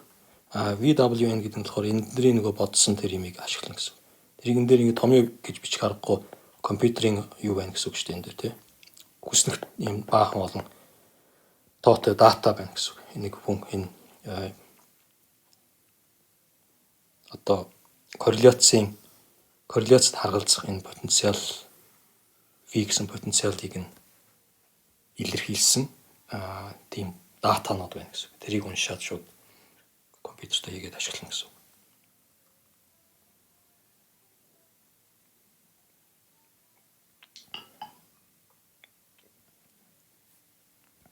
За цаашлах юм бол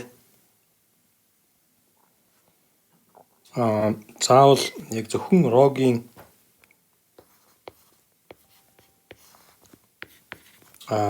утгаас биш рогийн градиентаас бас хамаардаг байж болно тийм үү. Локалч гэсэн жоохон илүү гэсэн үг. Энийг нь өргөдгсөн градиент буюу GGA гэж нэрлэдэг. Өргөдгсөн градиент. Тэгэхээр нөгөө V маань энэ R цэг дээр болохоор рогийн R цэг дээрх утгаас хамаардаг. Тэгээд рогийн градиентийн R цэг дээрх утгаас хамаардаг байдлаар хийнэ гэсэн үг. За тэгээ энэ дээр бас л одоо ингээд яг нэг тийм юу биш болчихж байна гэсэн үг л дээ. Нөгөө анхны зарчмуудаас ширнэгэн тэгшлэнтэр гээд тиймэрхүү анхны зарчмуудаас гарч ирдэг юм ерөөсөй байхгүй. Тэгээд ойролцоол хэрэглэл ингүүл болчих болов тэгвэл болчих болов гэсэн маягтай юм яриад явна гэсэн үг. Тэгэл бодож үзээд компьютер дээр бодож үзээл тэр нарийн хариу гаргаж ивэл сайн арга байна гэд. Ерөнхийдөө тиймэрхүү байдлаар явж байгаа. Энэ дотроос нэг жишээ гэх юм бол B88 гэдэг жишээ. За байж.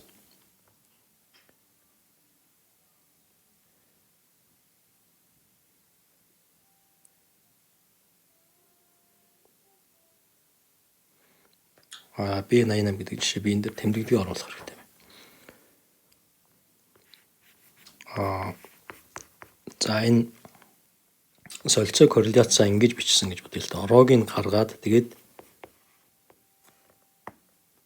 ийм маягтай бичигддэг гэж бодъё.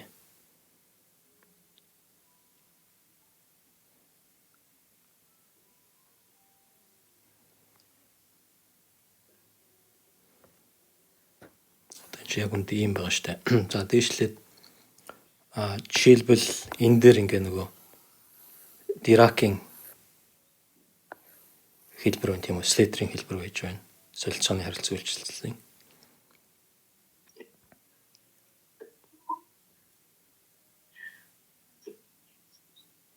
Байна уу? Сонсогдохгүй.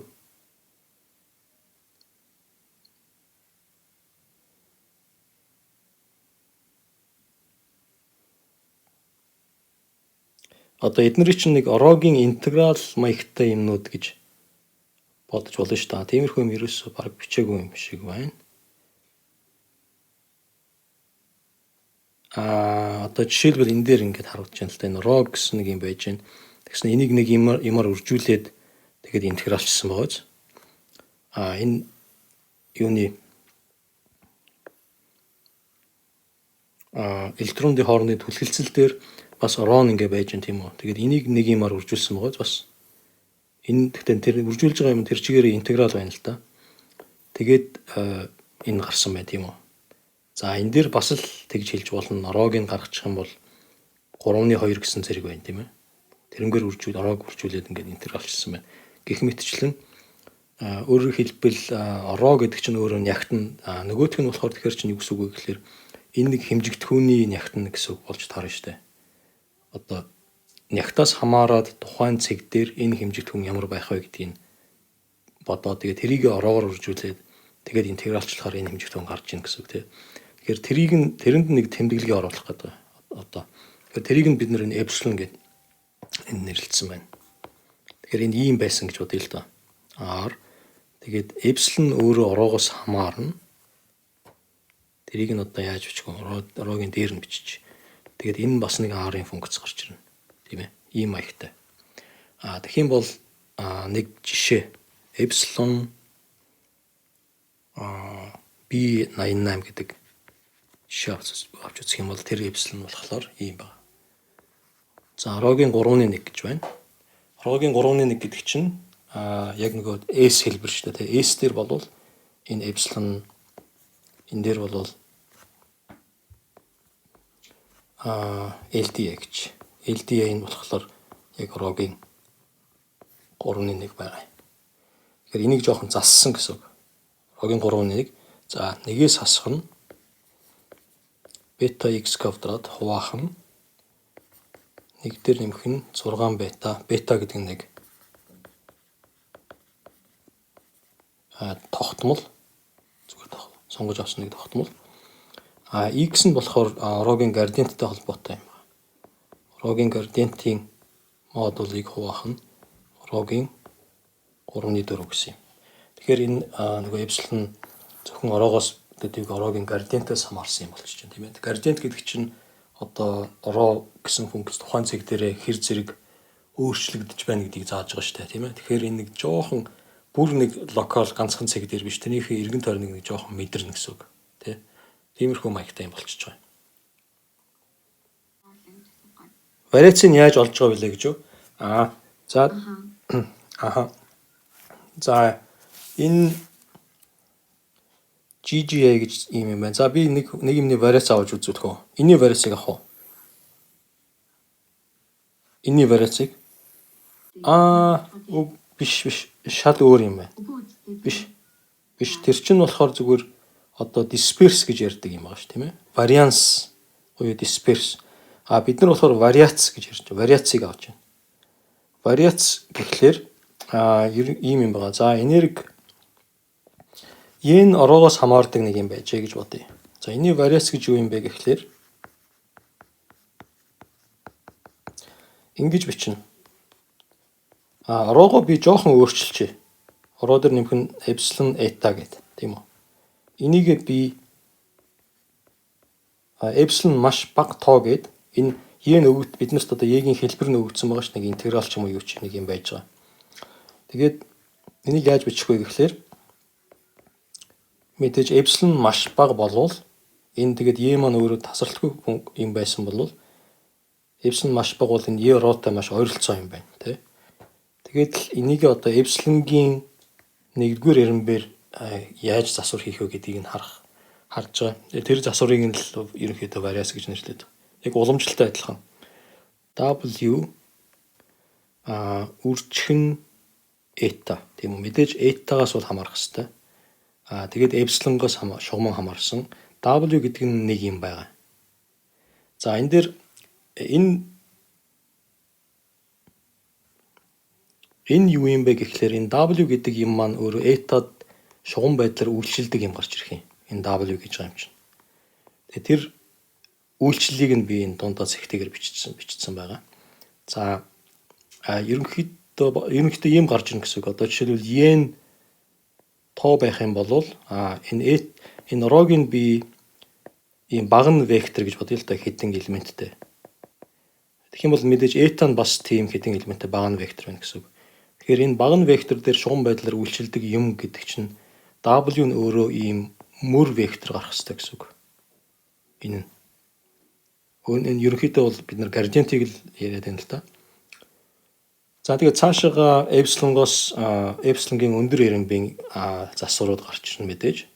Гэтэ тэрийг бид нар хамаагүй энэ W-гийн бид нар y-гийн вариац гэж ярьж байгаа. Y-гийн ороогоор авсан вариацын ороо цэг дээрх утга гэхлээр энэ W гэлж байгаа. Вариац эсвэл гатуугийн уламжлал гэж байна. Гатуугийн уламжлал.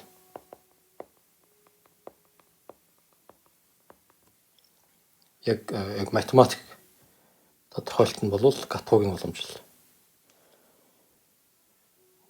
За тэгэхээр энийг жишээн дээр авч үзье. Гол нь бид нар зүгээр жирийн юу байсан бол төгсгөл хэмжээстэй үед бол эн чинь зүгээр градиентэд харгалзсан. Тэгэхээр тэр нь нэг сонирхолтой гэсэн тийм үү бид нар. Гол нь энэ ороо гэдэг нь өөрөө функц центр байвал яах вэ? Функцээс хамаарсан юм болчоор юу болох вэ гэсэн л асуудал гарч ирж байна. Тэр нь л бид нар сонирхолтой байгаа. За жишээл энийг би орогийн 3.5 зэрэг гэж бодъё л да. Юу гэлээ? 3.4 зэрэг ч үлээ. За 3.5 гэж бодчихъя. 3.5r d куб r гэсэн функц байлаа гэж бодъё. За тэгэхээр одоо энийг чинь яах вэ? Вариацийг нь бодохын тулд яана гэсэн үг. Энэ аргументыг нь жоохон өөрчлөөд үзнэ. Тэгэхэд яах нь вэ гэдэг. Тэнцүү. За эхлээд би жоохон юм хийчихье. X дээр нэмэх нь h гэдэг нэг жижигхэн тоо байлаа гэж бодъё л да. Энэний 3.5 зэрэг гэдгийг яаж олох вэ? x-ийн 3.5 зэрэг нэмэх нь энэ функцийг 3.5 гэдэг функцийн x зэрэг дээрх уламжлалыг олно тийм үү. Тэр нь болохоор 3.5 x-ийн 3.2 үржих нь h байна тийм үү. Нэмэх нь гээд одоо жижигхэн юмнууд явна. Өөрөөр хэлбэл h-ийн квадраттай пропорционал маягтай юмнууд гарч ирнэ. Одоо Тейлерийн цугааг нь бичих юм бол юм байна шүү. Эхнийг шүү. За тэгэхээр одоо энийг бич тийм үү. Энийг энэ хоёроор солиод бичнэ гэсэн үг. За эхлээд би рho дээр нэмэх нь эпсилон eta гэдгийг яах вэ? Биччихэл та энд тэнцүү. За одоо энэ Тейлерийн цугаагаар нь солиё. Тэгэхээр rho-гийн 3.5 нэмэх нь 3.5 rho-гийн 3.2 үржих нь h гэдэг нь энд бол эпсилон eta байж байгаа. Тэгээд d куб r нэмэх нь гээд энд эпсилонгийн квадрат ирэмбийн засвар гарч ирнэ. Тэр нь одоо биднэрт хамаагүй. За тэгээ ингэ бодглохоор энэ эхний гишүүн чинь болохоор энтэй интегралчлахаар зүгээр y-гийн ороо цэг дээрх утга нь гарч ирнэ. Хөдөлгөөгүй байсан үеийнх нь. Одоо бид нэр ороо гэсэн нэг цэг байна. Тэндээсээ жоохон хажууд шиг яваад энерги нь яах нь үзэж гин гэсэн үг шүү дээ. Энийг бодоод байна гэдэг чинь. За нэмэх нь эпсилон урталтайгаар нь үржих нь 3.5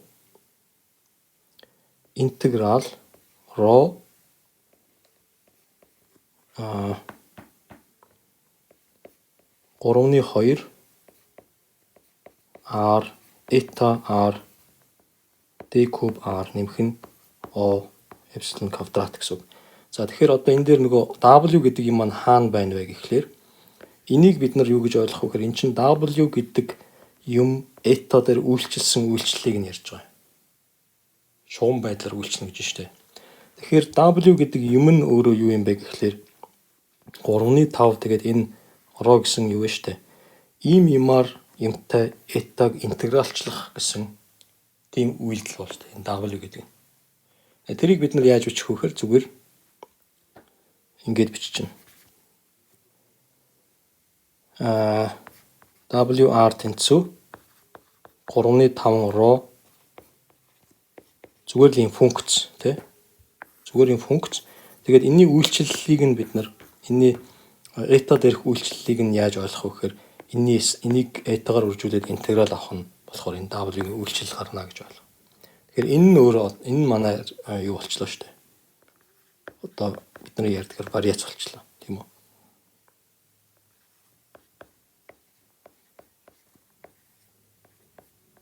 Ийм. Тэгээ ингээ вариацыг ерөөхдөө иймэрхүү маяг.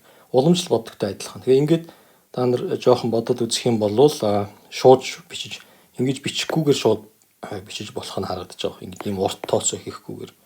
Энэ зүгээр энэ интеграл дотор байгаа функцийн уламжлал нь байгаа ч гэдэг. Энэ вариац гэхэлэр. Тэгээ нөгөө юу маань функционал нь өөрөө интегралтай байсан бол энэний уламжлал гэхэлэр зүгээр функц гардаг. Уламжлал юу интеграл байхгүй. Тэгээ уламжлал гэх юм уу вариац гэх юм уу тийм энэ вариац гэдэг нь бол жоохон дээр үеийн юу л да нэр том юу л да функционал вариац энэ төр гээд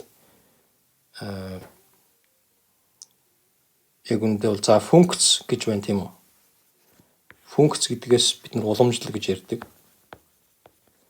тэгээд функцээс хамаарсан функцийг функционал гэдэг байгаа тийм тэгээ одоо бол одоо ч гэж тэмдэхгүй яг математик дотроо бол ингэж ер нь баг ярихгүй зүгээр л функц гэж ярьж байна. Тэгэхээр нэг үгээр бүгдийг нь илэрхийлж болно. Функционал дээр болохоор вариац гэж яриад байгаа байхгүй юу?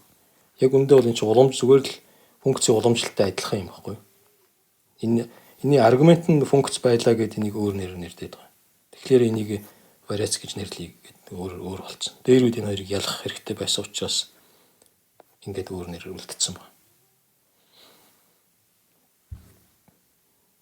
За одоо бол яг эднийг нийлүүлээд цаашаага бол юу гэж байгаа. Уламжлалын дотор яг гату фершэ энэ гэсэн ялгаа бий л дээ. Иймэрхүү ялгаанууд гарч ирнэ. Ялангуяа ингээд энэ төгсгөлгүй хэмжээстэй функцээс хамаарсан энерги энтер дээр ороод ирэхлээр ингэж ялах хэрэгтэй болж байгаа. Гэхдээ бид нар физикт бол ингэж ялахгүй зүгээр л вариац гэл ингээл ийм бодоол яваад байна. За тэгээд хамгийн сүүлийн хэлэх гэжсэн юм болохоор эрлиз маягийн юмнууд одоо нөгөө 80 90-ад онд нэг дэвшил гарсан гэдсэн шүү дээ. Тэр дэвшил нь энэ байсан байна. Тэр дэвшил нь юу вэ гэхлээр буцаад нөгөө Hartree Fock руу ер нь орцсон. Одоо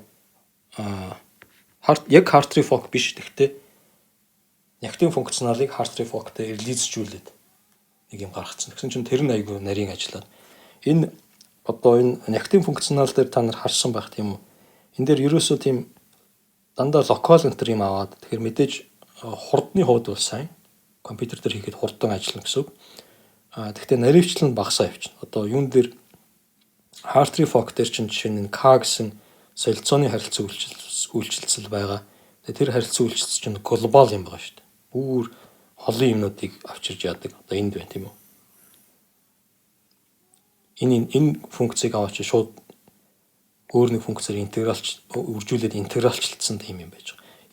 Энэ юу болохоор J гишүүн болохоор зүгээр энэ интеграл чинь тусад нь авагдаад R-аас хамаарсан нэг функц болтсон байгаа шүү дээ. Тэрийг нь зүгээр псигээр үржүүлсэн байна тийм үү? Энэ солилцооны болохоор шал өөр. Ингэж тусдаа үржигдэхгүй энэ дотор нь заавал интеграл дотор нь энэ пси маань өөрөө орцсон байж байгаа. Тэгэхээр энэ дээр юм глобал гишүүн гарч ирээд байгаа. Энийг нь заавал гэж ер нь энийг нь тэгээ буцаагаад юу яг ийм гишүүнийг нягтын функционал руу нэмээд өгсөн чинь маш нарийн ажилласан. Өөрөөр хэлбэл энэ гишүүн дээр энэ солилцооны гишүүнийг иймэрхүү яг нөгөө Hartree Fock маягаар нь бичих санаа гарч ирж байна гэсэн үг тийм. За яагаад ингэж бичиж болох вэ гэвэл бид нар Hartree Fock дээр харсан Hartree Fock дээр болохоор заавал нягтын матриц оруулж ирсэн шүү дээ. Тэгэхдээ бид нар энэ Kohn-Sham-ийн арга дээр чинь тэртээ тэргүй пси дээр тулгуурласан арга байгаа шүү дээ. Пси чинь өөрөө байж байгаа энэ кинетик энергийг бодохын тулд пси гэдээ оруулаад ирсэн байж байгаа уцаагаад Kohn-Sham дээр. Тэгэхээр пси нь байж байгаа учраас ийм юмнуудыг бодох боломжтой болчихж байгаа. Пси гэсэн юм дотор нь оруулаад зүгээр интеграл бодож шүү дээ. Гол нь нэг үнэтэй болохоор ягаад гэсэн чинь сүүлдээ яг компьютер гайгүй сайн болоод ирсэн ч юм уу. Энийг хийж чаддаг болсон гэсэн чинь илүү нарийн гараад ирсэн. Тэгэхээр за тэгээ яг амьдрал дээр болохоор мэдээж юу яахгүй яг тэр хэлбэрээр нь оруулахгүй арай жоохон өөрчилж оруулж байгаа юм эрлиз байдлаар. За яаж эрлизжүүлэх вэ гэхэлэр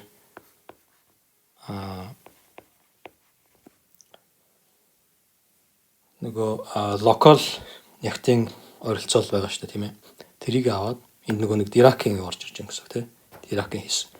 Тэнгүүтээ жоохон А хэмжээний Hartree Fock хийгээд өгч гэсэн үг. Hartree Fock-тэй холилчж байгаа. За тэгээ мэдээж солилцооноос гадна корреляц байгаа тийм үү. За корреляцыг нь болохоор за нэгээс хэн ламда гэж.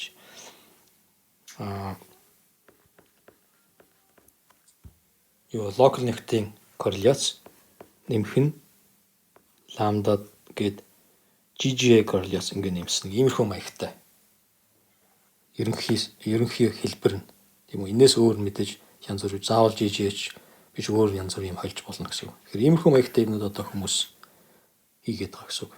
Илүү нарийн нягтын функционалын илүү нарийн тооцоонууд дээр. Энэ дээр бол одоо чинь нөгөө нэг VWN гэдэг чинь орж ирнэ гэсэн үг тийм ээ. Энд болохоор зүгээр S гэж Slater-ийг орж ирнэ. Энд болохоор нөгөө Hartree Fock-ийн юм чинь солилцоо орж ирж байна. За энэ дээр GGA гэсэн илүү градиенттай юмны юу арах нь. Тэгээ ерөнхийдөө л ингээд хойлогдож байна гэсэн үг. Гэхдээ яг хөө дээрээс яг энийг зангидж байгаа нь болохоор энэ эрлиз гэдэг байгаа дээр энийг мэдээж цаашаа нөгөө Kohn-Sham-ийнхаа юм руу оруулаад машин руу оруулаад эргүүлнэ штэ. Тэгэхээр эднийг зангидж байгаа юм нь яг Kohn-Sham байна. Гэхдээ энэ дотроо Hartree Fock-д ашиглагддаг тэр локал биш солилцооны гишүүнийг оруулсан байна гэсэн. Тэгээ энийг оруулснаар нөгөө локал биш юмыг тооцоод ирэхлээр илүү нарийн болоод хол байгаа юмнуудыг жоохон үнэтэй болно. Тэгээ илүү нарийн болж байна. Тэгээ лямда гэдэг юу чинь ямар утгатай вэ? Энэ зүгээр л одоо хойлох юм шүү дээ. Одоо эндээс би жишээлбэл ламдагийн 0.1 гээд авах юм бол энэ гишүүнийг би 10%-аар, энэ гишүүнийг 90%-аар оруулж яана гэсэн үг. Энэ болохоор чинь зүгээр яг юун дээр практикээр тооцоо хийхдээ янз бүрээр үзэж жагаад аль нь дээр байна гэж сонгож аавна гэсэн үг.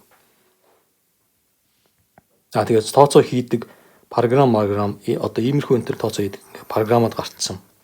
Тэр програм энэ төр бол яг ингэж авал зүгээр гэх нэг анхных нь утга нь тэр байж байгаа л да.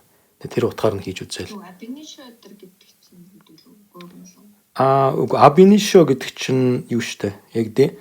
Абинишо гэхлээр нөгөө ямар ч юм ойролцоолгүй эхнээс нь хийхийг ярьж байгаа. Яг Шрёдингерээ шууд бодохыг хэлж байна. Абинишо гэхлээр. Hartree Fock ч юм уу density одоо энэ нягтын функционал гэхлээр юу болно гэсэн үг. Абинишо нэг иймэрхүү ингээд таасан юмнууд оруулаад ирж байгаа ч тий. Тэгэхээр чинь абинишо биш л болчихж байгаа. Ойролцоолбол. Абинишо гэж яг сүүлийн үед хүмүүс ярьж байгаа тэр нь болохоор компьютерийн хүчин чадал сайжраад зарим жижигхэн молекулуудыг энэ төр шууд юугаар нь хийж чаддаг болж байна гэсэн үг тийм. Зүгээр Шрёдингерийн одоо тэр 6 хэмжээстэй функц дээр нь шууд ажиллана гэсэн үг.